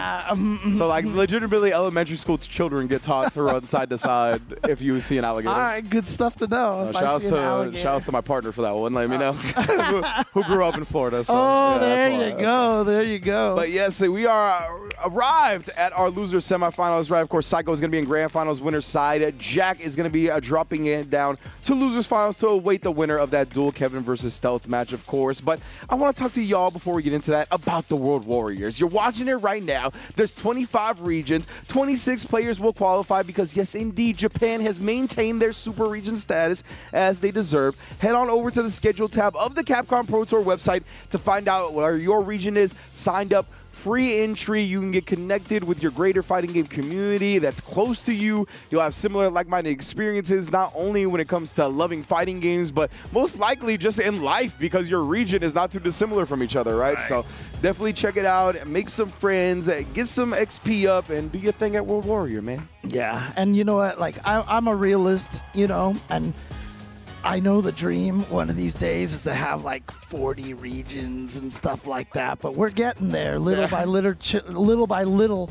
Chile just got their own region right there. Yes, obviously, indeed. like it would be awesome to see more regions in Africa and such, but we're working on it, and let's just have a 128-man Capcom Cup. Let's have super regions every. No, look, I know. I'll be there for it. It's a dream. It's a dream, but it would be awesome to see, to be able to get more players from all over the world to play. Because again, without doing that, I mean, who knows where we would be with like Blas and such. Absolutely. So it's so cool to see, and I love seeing all the players show their stuff from all the regions. Yeah, and there's certain players that just don't really get the opportunity to travel much that get to show out at the Capcom Cup because they tend to qualify every year, like a Juicy Joe.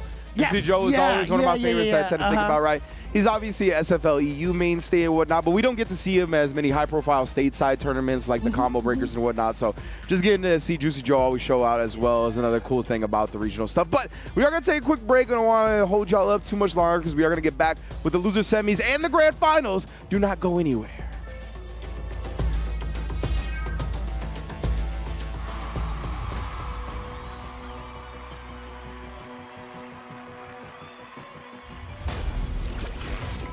Show me your strength. Against the Emperor.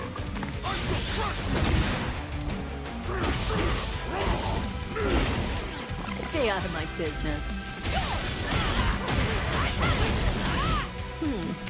All right. Try to keep up.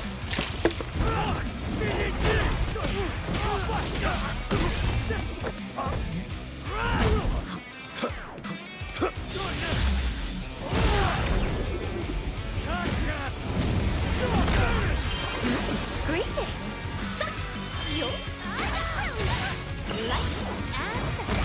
You're done.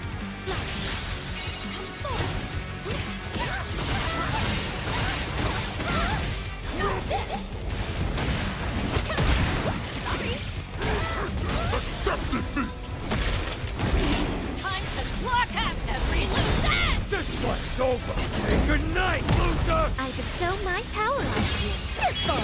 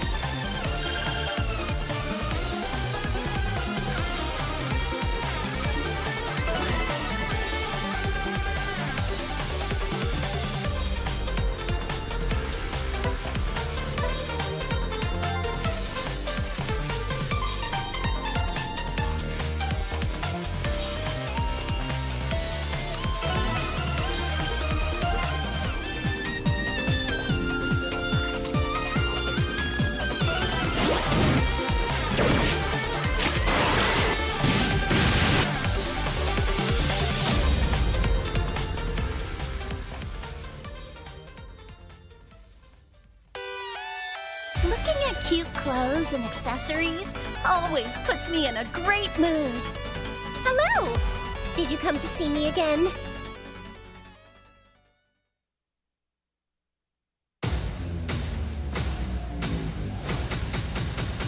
Initiating hack!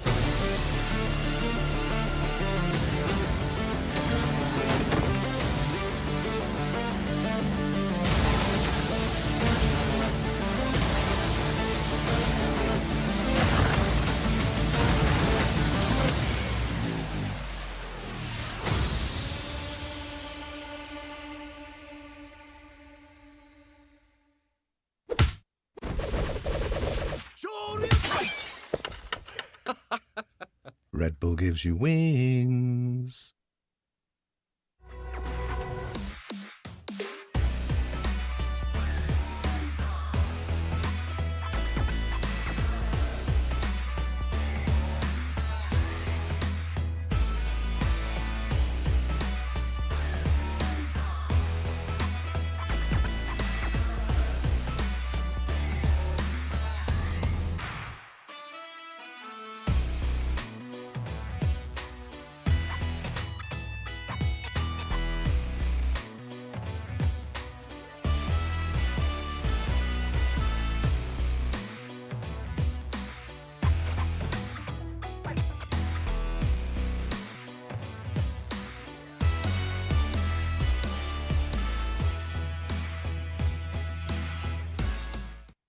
Bam! Battle Arena Melbourne is going down July 10th through 12th. Of course, this is about to be a CPT stop, meaning that all of the best players on the planet will be converging right there in Melbourne, Australia. Of course, the Oceania FGC has been put on the map by the likes of Travis Styles, by the likes of ROF, and the list does go on. So it'll be a beautiful thing to see that community highlighted once again as BAM is back on the CPT schedule, and we are about to see the best players on Earth duke it out. You do not want to miss the action at Battle Arena Melbourne 16. Points, prestige, and more are all on the line as we see who's going to punch their ticket into Capcom Cup. Man, oh man, I'm so glad BAM is back on the Capcom Pro Tour, man. Legitimately one of the long-standing tournaments in the FGC. It's so sick. One of the premier ones in Australia, obviously. So super glad that that's back on the CPT Tour, of course. But right now, we're handling the online side of things. Ringe, James Chen in the building. Midwest CPT Top 8, number 2. And we're already at losers semifinals, James. Wow. That's, yeah. So we're getting really, really close. Obviously, whoever wins this one will be going up against Jack. Oh, yes, indeed. And so it's going to be either Dual Kevin or Stealth. Remember, Dual Kevin started this top 8 in loser side, having lost to Jukes, and then Jukes falling shy of making the top 8 himself. Dual Kevin 3-0ing Magnegro, 3-0ing El Chicote. Damn. So, yeah, I'm curious to see what he's going to do to Stealth. I mean, I guess he's mad or something. Yeah, right? Know? Like get sent the loser's bracket and you're just like, nah. Yeah, and it was one of those two things, right, where we talked about Jukes is actually a jury player where he should have plenty of matchup experience. So I really think it was one of those where you just are so used to Jack's decision making, and then this dude was just different enough to throw you off. I mean, Jack's style is so distinct, right? Yeah, like, absolutely. You compare him and Nephew, like I feel like their juries are like night and day, honestly. Absolutely. So you know, like if you're expecting just a kid style, and then Jukes is like, I'm gonna do something completely different. Hey, one of my main training partners in Marvel 3 was a Trish player, and I lost to a Trish player at Evo one year. You know, it just happens to you, bro. Like, dude, it just be what it be. Mirror matches are but you don't play Trish. No, I didn't play Trish. That's right. Just my main sparring partner. Yeah. Okay. So, you know, you get used to certain tendencies, certain habits, and then a player doesn't do those things, and it's very easy to get tilted and fall down a rabbit hole when that happens. But indeed, Dual Kevin versus Stealth. It looks like they are ready to go. Loser semifinals. Winner faces Jack, and obviously gets closer and closer to getting the lion's share of the points for that regional final qualification. Yeah, absolutely. If Dual Kevin can make it into grand finals, he has to get through Stealth and Just a Kid. Definitely taking the long way to get there. But Stealth has been playing very, very strong here so far. Oh no, man. You know the crazy thing is, we haven't seen Stealth use an OD amnesia, I feel like, until then, you know? Yeah, they've been few and far between, and even when that happens, Dual Kevin somehow manages to bait out the very first one Stealth tried. Yeah. That's how it be sometimes, you know? It be do. You're like, man, the one time I use it, all right. But, you know, honestly, that might be reason to use it again, right? Oh no, that was too slow of a button. He went with standing medium punch. Yeah, harassment right now. The roundhouses and the standing medium kicks have been working out so well for Kev. Oh man, tried to check it, but it was just too fast, the jab. Yeah, that's the power of using those drive rush lights like that. You could beat a lot of moves attempts to check you. I mean, honestly, between being able to drive rush and use a long range button, getting a link, drive rushing and using a 4-frame, quick attack when you're close enough to interrupt their checks, or drive rush into special move to avoid their checks and actually punish counter them. It's hard to check drive rushes, man. I mean, this is the hard part of the game, right? Like, the execution-wise, the combos, the stuff that it takes to pull off damage is not that bad. It's playing the neutral. It's making sure you can juggle and react to all these things at any given moment. Yeah, and I know a lot of people will not agree with me on this one, but I don't call drive rushes neutral skip, because that is the neutral. That's the neutral of the game, right? You're just playing the neutral. Indeed. All right. Oh, man. But I think that goes afterwards. He wanted the whip punish big. Dual Kevin's been pressing a lot after the roundhouse block as well. He's been really trying to set stealth up some of these spacing traps. All right, gets in there with drive rush heavy kick. It's a really nice way to sneak your way in there. And if you hit him, you can also leak off of it, too. Man, yeah, it felt like he threw a little hezzy in there before the sequence happened, and Stealth got caught backdashing. Yeah. That was rough, man. You see, Dual Kevin tried to parry the Ghost, but then, you know, it was a fake, so he tried to preserve the meter by drive rushing forward. Stealth had the intercept ready to go. Man, and now, so it was a side switch and then a shimmy.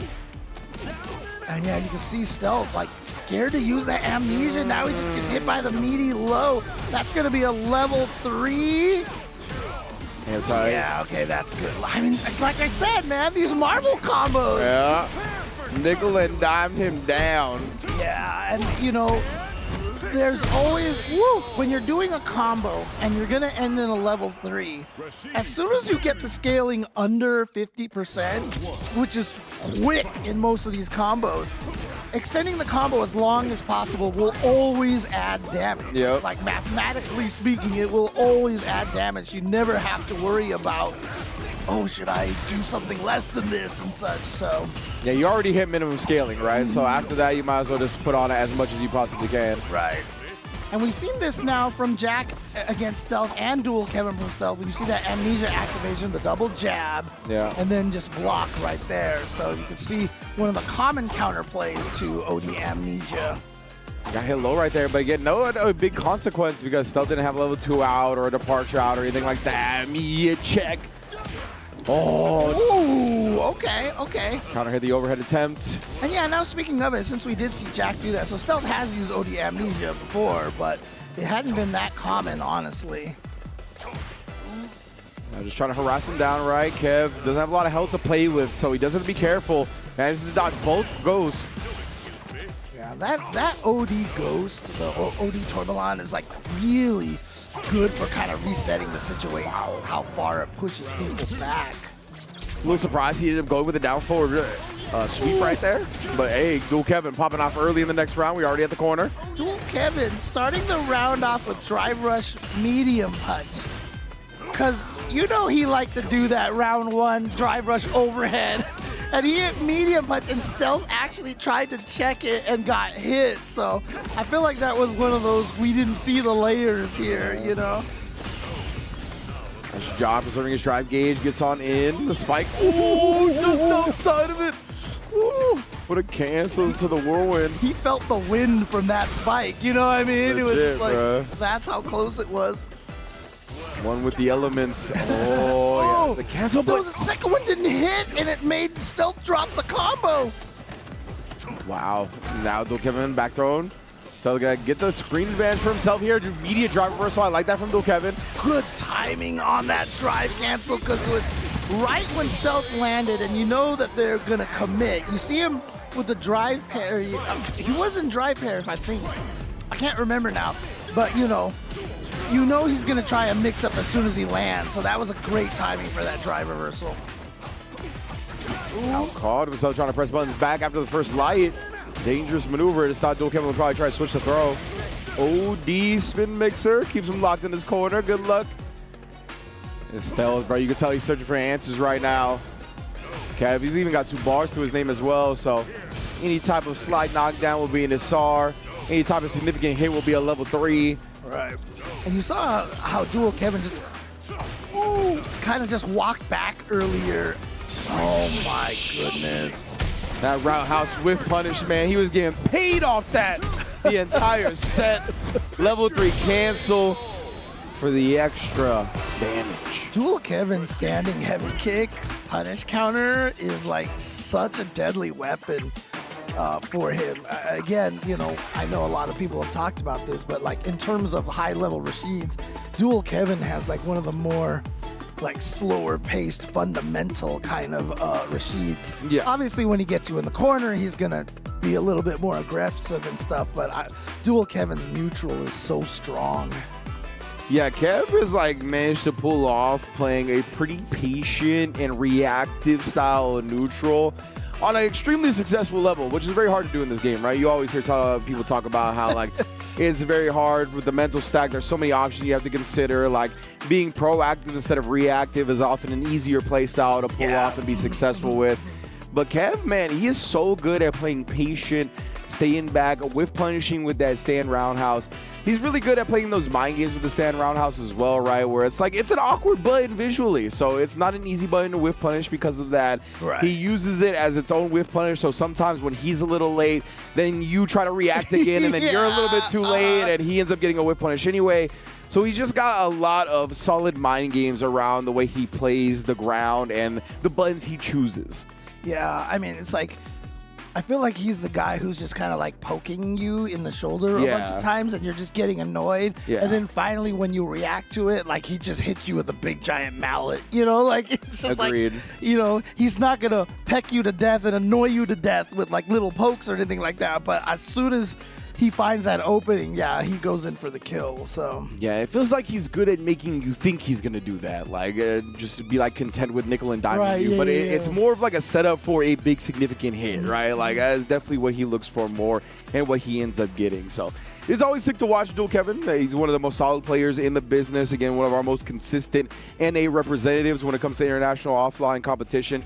Here in Losers Finals up against Jack. So obviously, Titans of this region. Jack won the World Warrior Midwest Week 1, so he's here in top 3. Obviously, looking to continue some dominant performances, but he'll be happy with these points, but you know he'll be even happier with number 1. yeah, exactly. And now I'm looking at that big chillin' sweater. I'm telling you, I was like, I never noticed. He's been using this picture for years. I know, never right? noticed. Right? Exactly. But here we go. So it is going to be exactly what we expect here. Jury versus Rashid makes it over the win shot. And then a trade in neutral here. Ooh. You got the double perfect parry off and then tried to press something, but Jack was just filling that gap with Fierce already. Yeah, I mean, one of the tough things for Rashid is that, you know, it's weird because in Street Fighter 5, like his crouch fierce and his stand fierce, I mean, heavy punches were like, the range on those buttons were ridiculous, but now it's mostly just a standing heavy kick, but I feel like Jury definitely outranges Rashid with significant amount of her buttons. Renko kick, standing heavy punch, but man, again, Dual Kevin's neutral is so good. Yeah, like Dual Kevin's ground game is legitimately crazy. Like, especially for somebody that started as a Marvel player. Like, I do not know how his ground game is so good in Street Fighter. I mean, look, he played Hawkeye, who has perfect aim, right? So, you know. Yeah, he played some weird stuff in Marvel. The spacing here, you know, he's just carrying over, you know, from what he learned, you know, as Hawkeye. Clearly. Oh, and even a single hit non-counter confirmed nothing. It's going straight into it. Might have buffered it, but nonetheless, it was still impressive. Might have been like a whiff OS or something Yeah. like that. Do it at a range where only it'll hit if Jack walks forward. Okay. No anti-air. That's how concerned Jack is over this neutral versus Dual Kevin. Exactly. That's how unexpected it was, right, for him to jump in that moment because Kev is so solid on the ground and so often on the ground. Anti-air, though, for him. He's like, no, you're not going to get away with the jump like I got away with. Oh, he saw her. It's going to look at all that drive gauge. And so Jack had a pixel left to get the drive reversal, but he isn't so... Oh, can't punish, can't punish. -2 because of the burnout here, and Kev forcing his own. That's so dangerous. Level 3 is too far. So smart from Kev right there to send out the whirlwind, right? That's going to beat Wake Up level 1 because it's a projectile. It's good too far for Wake Up level 3. Just beautifully layered. I wonder if there's any room for a delayed button walk up level 3 in that setup there. Yeah, maybe. Something I want to test now.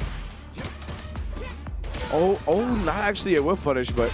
Yeah, got a counter hit off of that. Speaking of which, gets another one here. This time I'll stay in medium kick, point blank. Yeah, it's crazy how often, like, as soon as Jack counter pokes, like, Dual Kevin is choosing to block in those situations. Yeah. Like, he was poking really well, and then all of a sudden a standing medium kick comes up for Jack. Dual Kevin was ready for that, blocked it, and just keeps this offense going. Out of the corner is Jack. Maybe something happened, and then right, Dual Kevin again challenging perfectly on defense. Okay, this is big for Jack. Doesn't choose to use that to build any sort of Fuha charges there. Yeah, it does set up. Oh, the next block string for the burnout, and then catches Jack committing to the Renko kicks.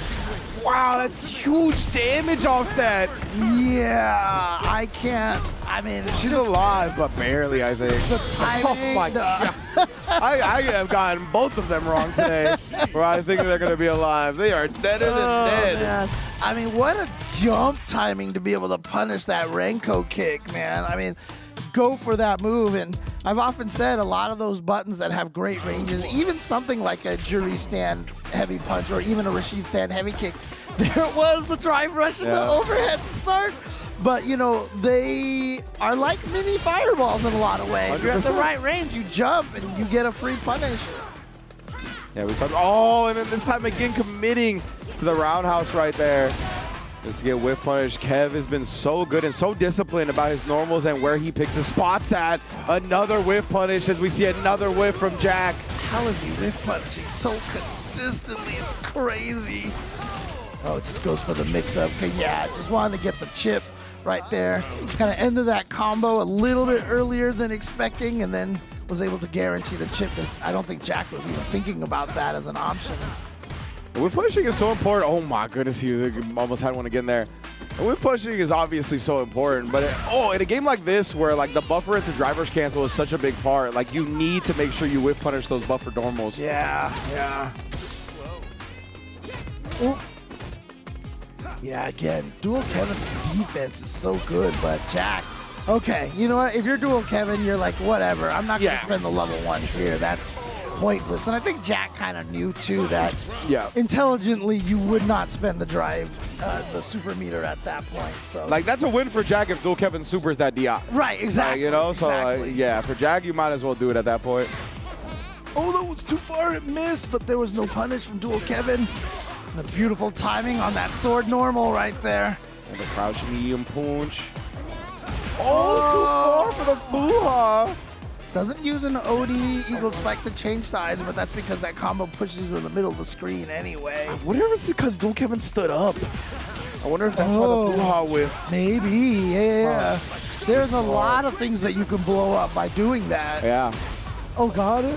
Prevents the escape in the corner. You're still locked down. Game.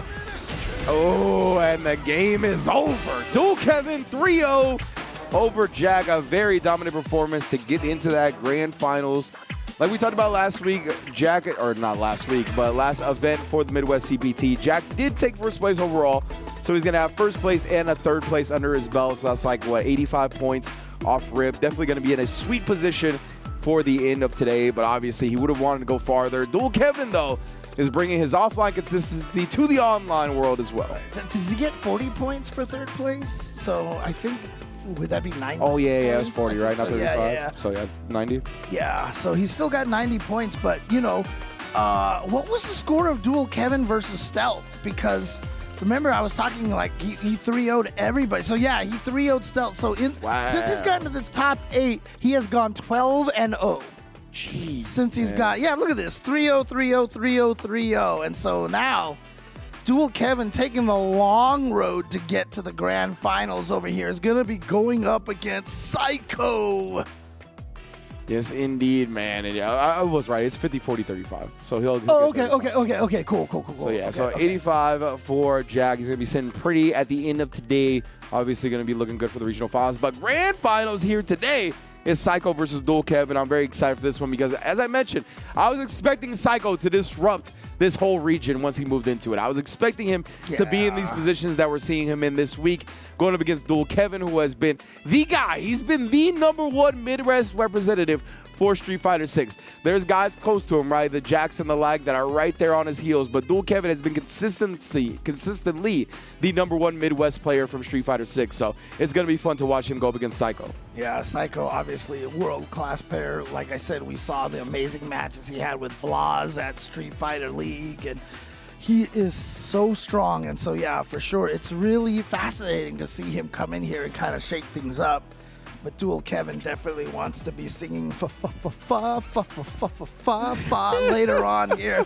See if he can actually, remember, he has to win 2 sets in a row to be able to take this one. Indeed, right? So, yeah, Dual Kevin going to be playing from the loser's bracket. He's going to have to defeat Psycho in a first of 3 to just get a chance at winning the entire tournament. Psycho just needs 1 first to 3 to get in first place again after a kind of, I think, underwhelming performance in the first week of the Midwest CPT. I think one that he would have wanted back, get a little bit further. So this is a hell of a way to bounce back here as we get grand finals. Psycho and Dual Kevin, let's get it. Oh, wow. Starting right away with a standing heavy punch counter hit. So winning that little neutral exchange. That's too close. Yep. Again, the distances to get that slide to be safe on block are spacing has to be really precise. Right now, dude, Kevin, just overwhelming offense in the corner here. So he talked about with Kimberly, you're right. Definitely when she gets knocked down the corner early, definitely get overwhelmed. Yep. Oh, but a couple of stay medium kicks buffered with a drive first cancel. Gonna give Psycho a chance. Empty. Oh, and again, that standing medium kick finding its mark. And oh, my goodness. Okay, gonna spend that OD meter to get that teleport for a little extra damage. Oh, the overhead harassment. He spins it again, and it's just enough to kill. Woo, what an intense first round. Yeah, spin it to win it right there. Dual Kevin with that spinning mixer. And again, a counter hit on that overhead. The way Dual Kevin uses Rashid's overhead in neutral is crazy. I have seen him land more counter hits like this weekend than I think I've seen every other Rashid player ever land a counter hit overhead. Oh, Psycho, though, will respond back with a quick confirm into the level 3, right? He wants to get that install up as quickly as possible, build some meter back for the rest of this match. So he is down around, so he's got a long way to go.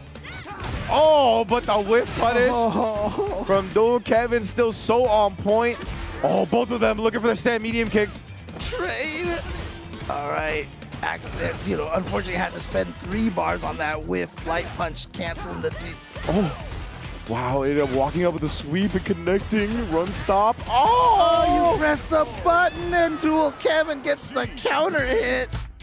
I mean, since it's coming from loser's bracket, he has the potential to go, 18-0? If he can win 2 sets in a row of 3-0, but Psycho, obviously a world-class player here, and that empty jump low has been really paying dividends for Psycho so far. And again, challenging there, but still leaving Dual Kevin at advantage, so he presses his plus frames into more and more damage. Oh. Trying to walk away, did not let him do so. Parry attempt. Counter, yeah. And then delayed wake-up button from Psycho. Ooh. Oh my, and again, just waiting for the stand medium kick.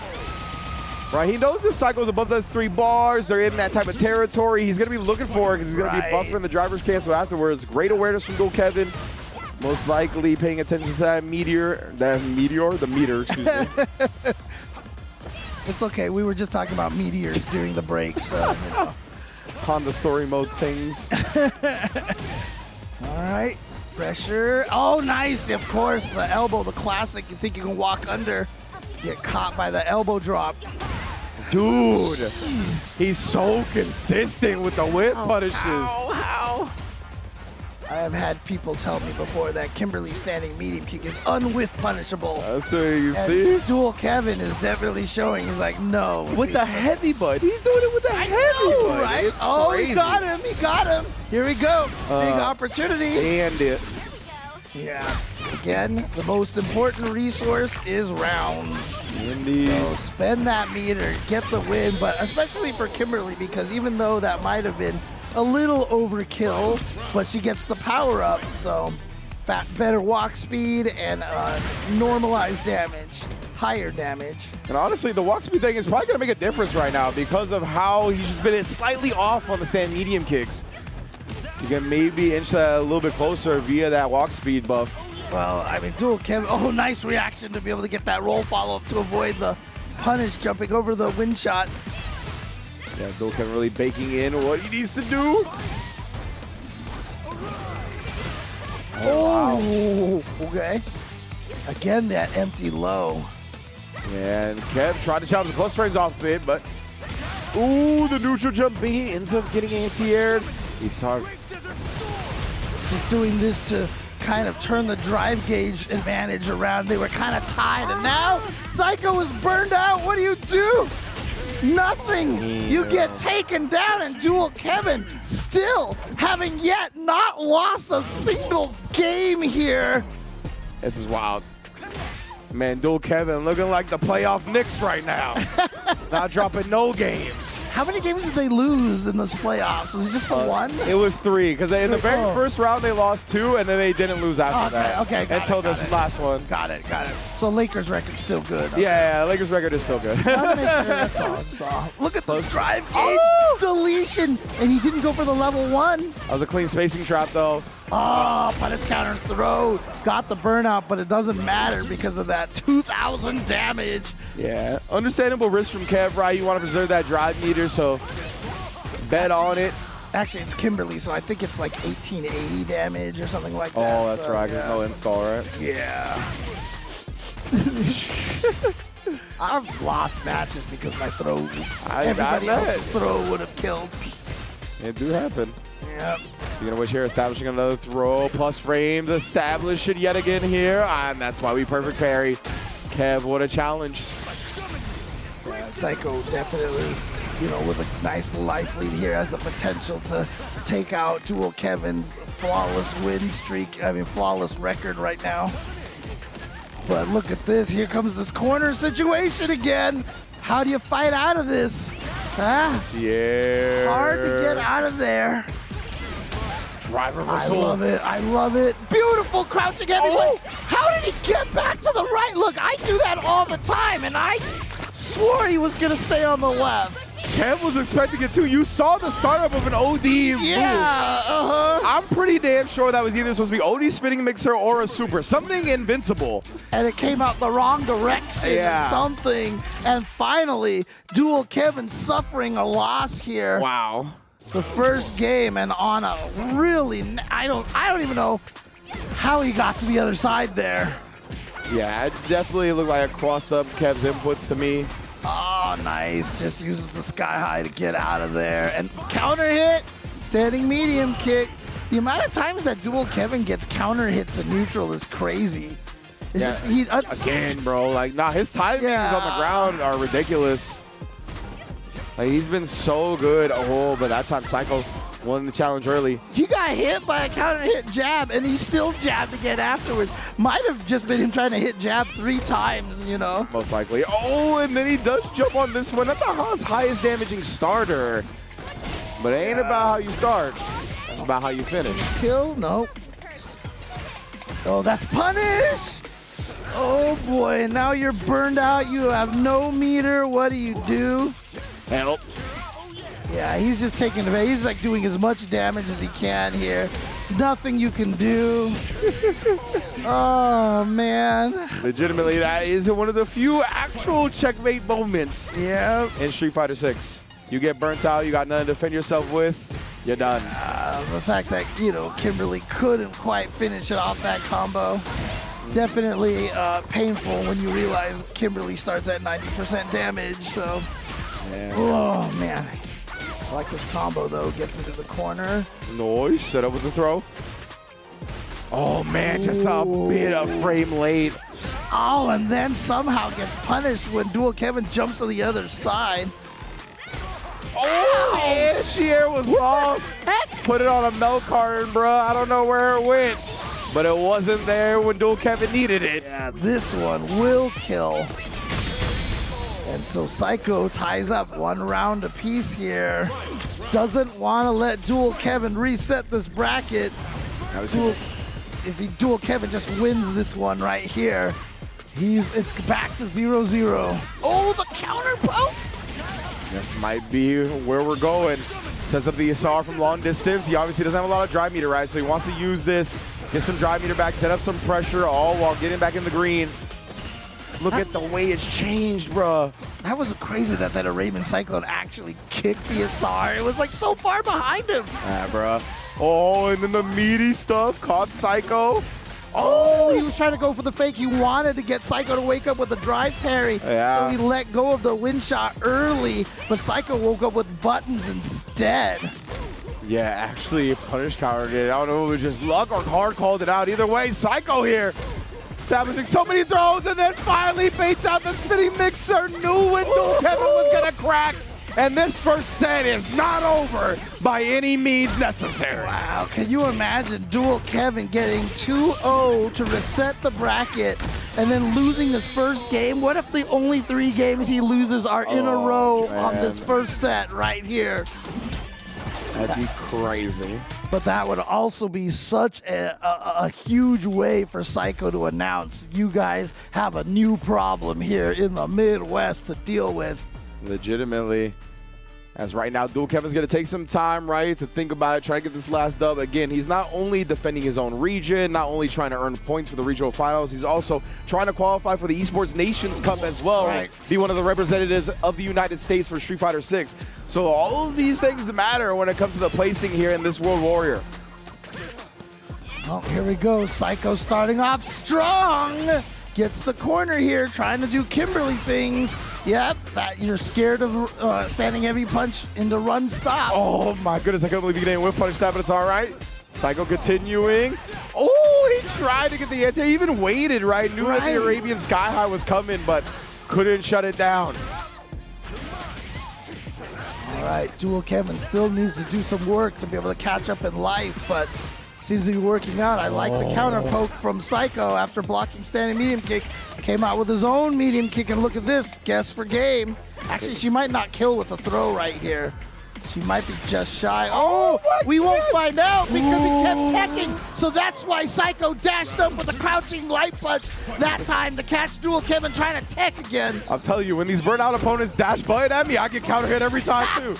You just never expect it, bro. You're like, wait, that was Street Fighter 5 checking dashes, yeah, dude. Like I forgot how to do that. I need that green, you know? Oh, man. Right now, though, Kev onto the races. What a challenge on the run pressure. Yeah, says, you know what? This will be both of those options. Won't be run stop, though. But wow, all of a sudden, Dual Kevin with a strong round. So we are at reset and tournament point here. Psycho, good start here. What's he going to do? I guess for level 3, put the 2 bombs down, but Kev gets away from it with the Arabian Sky High. That's 2 cans. Wasted. Oh, that hurts. That's right. We are in a situation here for Psycho. I don't know if he's going to try to get the cans back or not. Trying to risk a jump. He wanted to see a big butter from Dual Kevin. Oh, big drop of the super punish. What the heck happened? I don't know, but what? A check on the drive rush here. Kev still has all his super meter. He thought it was going to cross up. Dude, the classic, the wake up, jump down elbow. Here we go, Isar. And he still has a level 1, uses the tornado to get a free jump in twice. Punish counter throw from Dual Kevin. He goes for the level 3. Dual Kevin jumped it. He knew, and we have a reset bracket here. Both players will be going back to 0-0. They will both be in the losers bracket now, and we are starting from scratch. What composure from Kev right there. That was one of those situations that we talked about earlier, right? Where you finally get a knockdown, you're desperate to end the game, and it's just you tunnel vision, right? You shiny red ball it, you press the button, you apply the pressure, and you get wake up reversaled on, right? Kev was in that exact scenario and baited out the wake up reversal. As the composure of a champ, we're all knotted up, as James said. And what a check to start as Kev tried to really snowball that momentum, but Psycho's not going to let him have it that easy. Yep. Oh, beautiful whiff punish again by Psycho here. Goes for the reset in there, but Dual Kevin ready for it. And now, gonna keep the pressure going in the corner over here. Burns out Psycho. Scary situation here. Yeah, now, I thought Dual Kevin, it looked like he might have been trying to sneak in a throw and just mistimed it, but does check that. Nah. That's the reaction. Ready to go. Is he gonna spend a can? Probably not. No, he does. He spends a can. I think you just get like a little bit further spacing outside of the corner, but it did not help him even with the can spin. Kev able to force that DI right before he got his drive gauge back. Heartbreaker. And then just staying persistent with the jab pressure right there, right? You talked about it, James. There's a gap between the chain jabs, right? Yeah. Which people try to either parry or they try to challenge back with, and then that time blew up the challenge attempt from Psycho. Man, again, getting stuck in that corner is such a scary position. Oh, he tried to overhead, but it got thrown. That's the worst feeling. Like, they're just trying to tech a throw, and then they throw your overhead, and you're like, come on, man. Yeah, it hurts. I almost feel like overheads should be, like, unthrowable after a certain number of frames or something. That'd probably be too good, but whatever. I just don't want the overheads to be any better than they already are. I know, right? Exactly. They're already safe on block most of the time, so. Oh, man. Nice. Plus 53 knockdown. But, oh, he did bait it. I thought he pressed something. Yeah, the way she was moving forward, it looked like she started a throw animation, tried to reset, but Dual Kevin was well aware of that possibility. Dude, these two are just going ham on each other right now. And he gets the drive meter back at the end of this combo. Oh my goodness. Here, oh my goodness. He just pressed the standing heavy punch while being rushed down in the corner and was like, let's go. Yeah, Kev like whipped the jab at the end. I'm not sure if he thought Psycho was gonna press like a quicker button that the jab would have counter hit. Oh man, that was nuanced though. That was some layered block string decisions. Oh. Neither of them pressing any buttons. Yeah. Again, that slide is very punishable, at ranges where she needs to catch people walking. And that's what. Dude, that's the second check on the drive rush with the crouching light punch. As soon as he saw that green, he just has that check in place. Oh, he tried to walk under, of course. And these are the things that can cost you when you have the reactive play style. Oh, and then interrupts the Cyclone attempt. Psycho, what a call out on the block string. Just in general, both of these players know each other's block string decisions and meta so well. It's been really cool to see when they're pressing buttons. Man, this is a brawl here right now. These two are just going at it, and this is the kind of Street Fighter that you love to see. High-level footsies, high-level decision-making. Yep, okay. Oh. And there's that whiff punish with the standing heavy kick again. Getting that one bar back for getting the drive reversal against the throw. Man, that can just cause hesitation right there. Psycho end up being Dual Kevin because of that, and then the jump in, defeating the whirlwind Ozuna drop. He just knew he was gonna throw the fireball there. Oh. Dude, look at this drive gauge damage to Dual Kevin. Not waiting till he had to burn himself out under his own conditions. Did that early. Oh, did he press? He did! Oh. What a challenge from Psycho, willing to let the super ramp, but another check. He was too far to get the full conversion he was looking for. Yeah, but when he's this close, I feel like Psycho's gotta not try to. Oh, whatever. He's got the perfect parry here. He has a level 1. He's gonna spend it. Wow. Kev was doing such a good job. They were both like right under the 3-bar threshold. Kev started applying pressure, got it beforehand, but that perfect parry ruined everything that Kev was building. Ooh, just back-to-back stand medium. Oh, and then it fakes the reset. Dancing on him, bro. I heard the bones break from NBA The Run. Oh, God, again. Whip punishing that standing medium kick with a stand heavy kick. Oh, man, such good stuff from Psycho. Not just flow charting into his usual button timings right there. Oh, but that time he did get clipped. And Kev gonna burn him out with the level 2. Man, what That's pressure. Good damage for level 2. Oh! DI as well from long distance. Make him feel it. And now Kev puts a round on the board here. Did spend a lot of meter to do so, though. He's almost already back to level 2. Psycho, the 99-second drive rush, beats the whirlwind. I mean, again, Dual Kevin's been checking those, but he started the round trying to throw a charged wind shot. So he was just holding on to it too long, so Psycho got in. Oh. He missed anti-air. That is one of Rashid's weaknesses. Anti-airs are inconsistent. And Psycho's been showing so many looks on the ground, right? Like he'll do like a couple of walk-in, walk-outs into the drive rush, into teleport, into whatever. He hadn't really shown it into jump yet. That was definitely confusing. Kev, though, what a confirm off that. And now here comes the pressure. Oh, punish counter throw, that hurts. He got out, and the reaction to walk forward. I mean, I have won way more matches with Kimberly stealing rounds with that than anything else, man. You just, all I'm doing is like cross you up, jab, jab, and then jump, and you try to walk, and then that's it. That's at least the third time he's gotten clipped by like the elbow drop when he's been just trying to walk forward. It's not been counter hit. It's not been anything else. It's just been straight him trying to walk forward. So, yeah, man, Psycho is going to keep that in mind for sure. Because I always say, like, when you start playing at the early levels, one of the things that, like, messes up, you know, beginner players is when someone goes cross up, jab, jab, cross up, jab, jab, cross up, jab, jab. And so one of the ways you beat that is you learn as soon as you see them jump, you walk forward so they can't land the cross up. And now that's how Kimberly lands that so often. She takes advantage of everybody building that reaction. Precisely, man. And Psycho, what an answer here so far in this reset bracket is up 2-0. Oh, and they have to wake up drive reversal connects. Give him some drive meter back as well. Oh, slide on in. Always +1 if it hits, at least +1.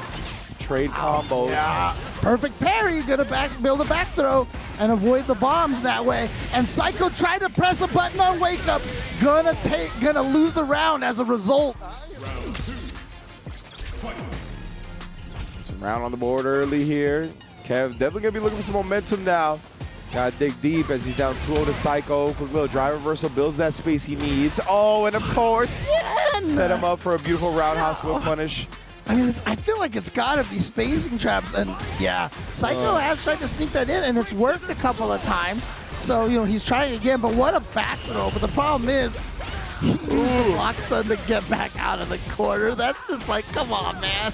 That was super smart. Oh, the setup, yep. You're so worried about the three-way mix-up from that Arabian Cyclone into the air dash that you just forget that he can do that overhead meaty setup as well, meaty enough to be able to combo off of it. It's the meat lover's overhead. Oof. All right, Arabian Cyclone, no challenge that time. Kev definitely sprinkling in these tighter strings, allowing him to get something with some gaps in it. Psycho, though, you can see he was inching forward between some of the buttons right there, trying to make sure he didn't whip like that. Because we've seen how consistent Dual Kevin is. I don't understand it, dude. I don't know how Dual Kevin is doing that. It's so crazy. Nice jump away from the throw attempt, but then tried to do something there and got frame trapped by the arc step. Ooh. Psycho, oh, the OE stop. I love that. And look at the drive gauge from Dual Kevin down to just a third of a bar. Wow. Psycho here. Gonna get the level 1 in.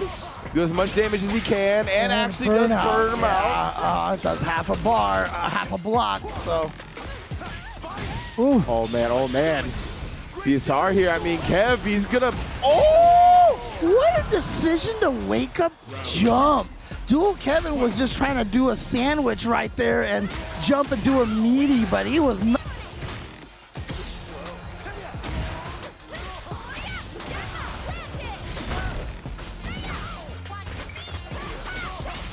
All right, here we go. Wait. Oh, hang on.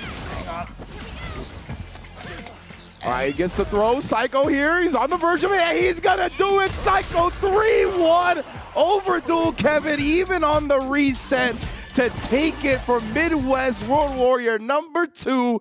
Incredible performance. The Invader has arrived.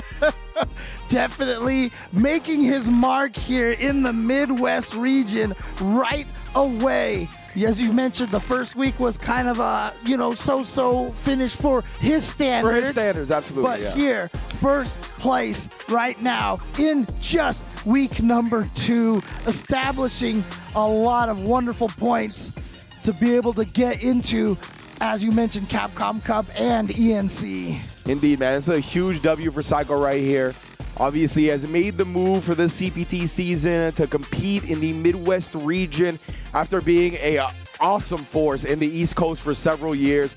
I expected him to be in the top 8 every single time for these World Warriors, and today, here in the second week, he strikes blood with a W. It is a great thing to see. I know this is a great addition to the region from a viewer's perspective, and the players got a whole new threat that they got to contend with now that is on the level of the best of the best. Yeah, absolutely. I mean, Midwest, I don't know how their Kimberly army is out there, but now they're going to have to really buckle down and figure out how to handle this character. But again, it wasn't even necessarily like any sort of Kimberly tricks or shenanigans. It really just is Psycho playing so solidly and just really smart. And then, every once in a while, just taking advantage of the fact that Kimberly, the run stop or the run arc step mix-up is really hard to beat. And that jump during that when Dual Kevin was trying to sandwich him was crazy. But as you can see right here, that actually means that Psycho is still behind Dual Kevin, but he's right in that mix now. So Jack, Dual Kevin, and Psycho rounding out that top 3. Nice, man. Of course, we got Sevens, who got second last week as well. That's where you see 45 points. Got a big boost from him. Got 40 last week and then 5 this week. So it fell a little bit short. But we got Joey Squall, Harms, and Hamad all down the board as well. Shouts to Hamad. We didn't get to see him this week, but always one of our favorite players to watch as well. Yeah, so El Chicote went out in 5th place, was it? I think so. Yeah, I think so, because, and so I guess 5th place, less than 30 points, so he'll be just outside of the top 8 leaderboard right now. Yeah, Chicote got 5th. Yes. Okay, there you go. And then 5th place does get 25 points. So yep, yes. so he's just right outside of that. Man, so... it looks like Hamad, Stealth, and El Chicote are all tied with 30 points. So he got 5 points. Yeah. He got 5 a little points bit short. Yeah. But yeah, man, very impressive showing from Psycho today. Obviously going to be 3rd, having won 10 points last week and then 50 points this week of the 1st place. But he does all the little things right, man, and that's why I really like watching him. That's why I always like singing his praises. Oh, yeah. He does, even towards the end right there where they were both very low on drive gauge, and he did a stay medium kick that was blocked by Dual Kevin at first. But he knew that one standing medium kick alone wouldn't burn him out, but a second one would. And so he didn't immediately drive rush cancel the first one, right? He waited until the second one, even when he burned himself out, because he knew that would burn DK out. Even though DK got hit, it didn't burn him out. But I see the thoughts, and it just shows me that Psycho is always thinking about this game in a high-level, proper fashion. Very glad to get to commentate his matches. Yeah, absolutely. And it's great to see. Again, even yesterday, when we were doing the top 8 for, East, like the character variety, Elena getting 2nd place. Elena, right? brother. That was so sick. And then even with Idom's Manon Reckon Shop, as always. And now seeing Psycho's Kimberly over here, we are getting some good character variety. World Warrior always has great character variety. Yeah, I took Dodovi yesterday where I was like, this is a really cool, top 4, top 5. It was like, I think Sagat was the popular character that was in top 5, but everybody else, and Terry, but again, there was Ingrid's, and it was just cool to see the Elena, obviously the Manon, it was just cool to see. And Levi Hakat, man, that's a dangerous fella right there, bro. Yeah. That's another one that is a newer blood, and he is definitely record shop in World Warriors. If you're not familiar, you're gonna be real soon. Yeah, absolutely. So, and again, one of the best things about World Warrior, allowing people to really show their mark and show how strong they are. But again, this is, all part of the Capcom Pro Tour. This is definitely something that you want to pay attention to and follow, especially with all the offlines coming up, as you can see here. Just in a couple of weeks, man. Evo Worlds in Vegas coming up. And then immediately afterwards, in the middle of July, will be Battle Arena Melbourne. Melbourne. Man, the main events do not stop from June, July, all the way through August, right? We have 3 premieres all in each month here. We got Capcom Fighters on all of the streams as well. You got Evo, BAM, and then, of course, CEO in August as well. Right. And when's EWC again? It's coming up. EWC is the end of July. Okay. Yes, end of July into I think the last day of Street Fighter 6 is the last day of July, or right into the beginning of August. Okay. Like that. Okay. Dude, there's so much Street Fighter action coming up, and man, there's so much to watch. There's so much to track. So much to keep.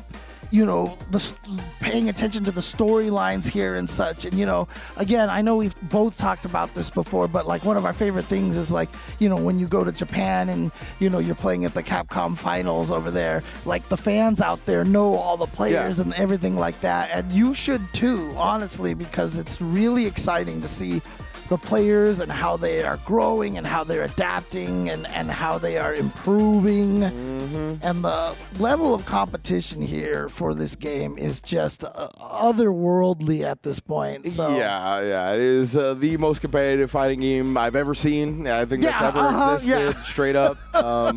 Yeah, and it only continues to get harder. Like, you know what I mean? With Steam numbers peaking, with tournament numbers peaking, like, it is only more and more people have begun playing this game. So it is scarier and scarier every year. I mean, you saw, like, I think both Nemo and Goichi, like, they stepped back from their sponsors because they were like, we're underperforming. You're underperforming? What? I mean, dude, Nemo and Goichi are world-class players, man. Yeah. That's crazy, dude.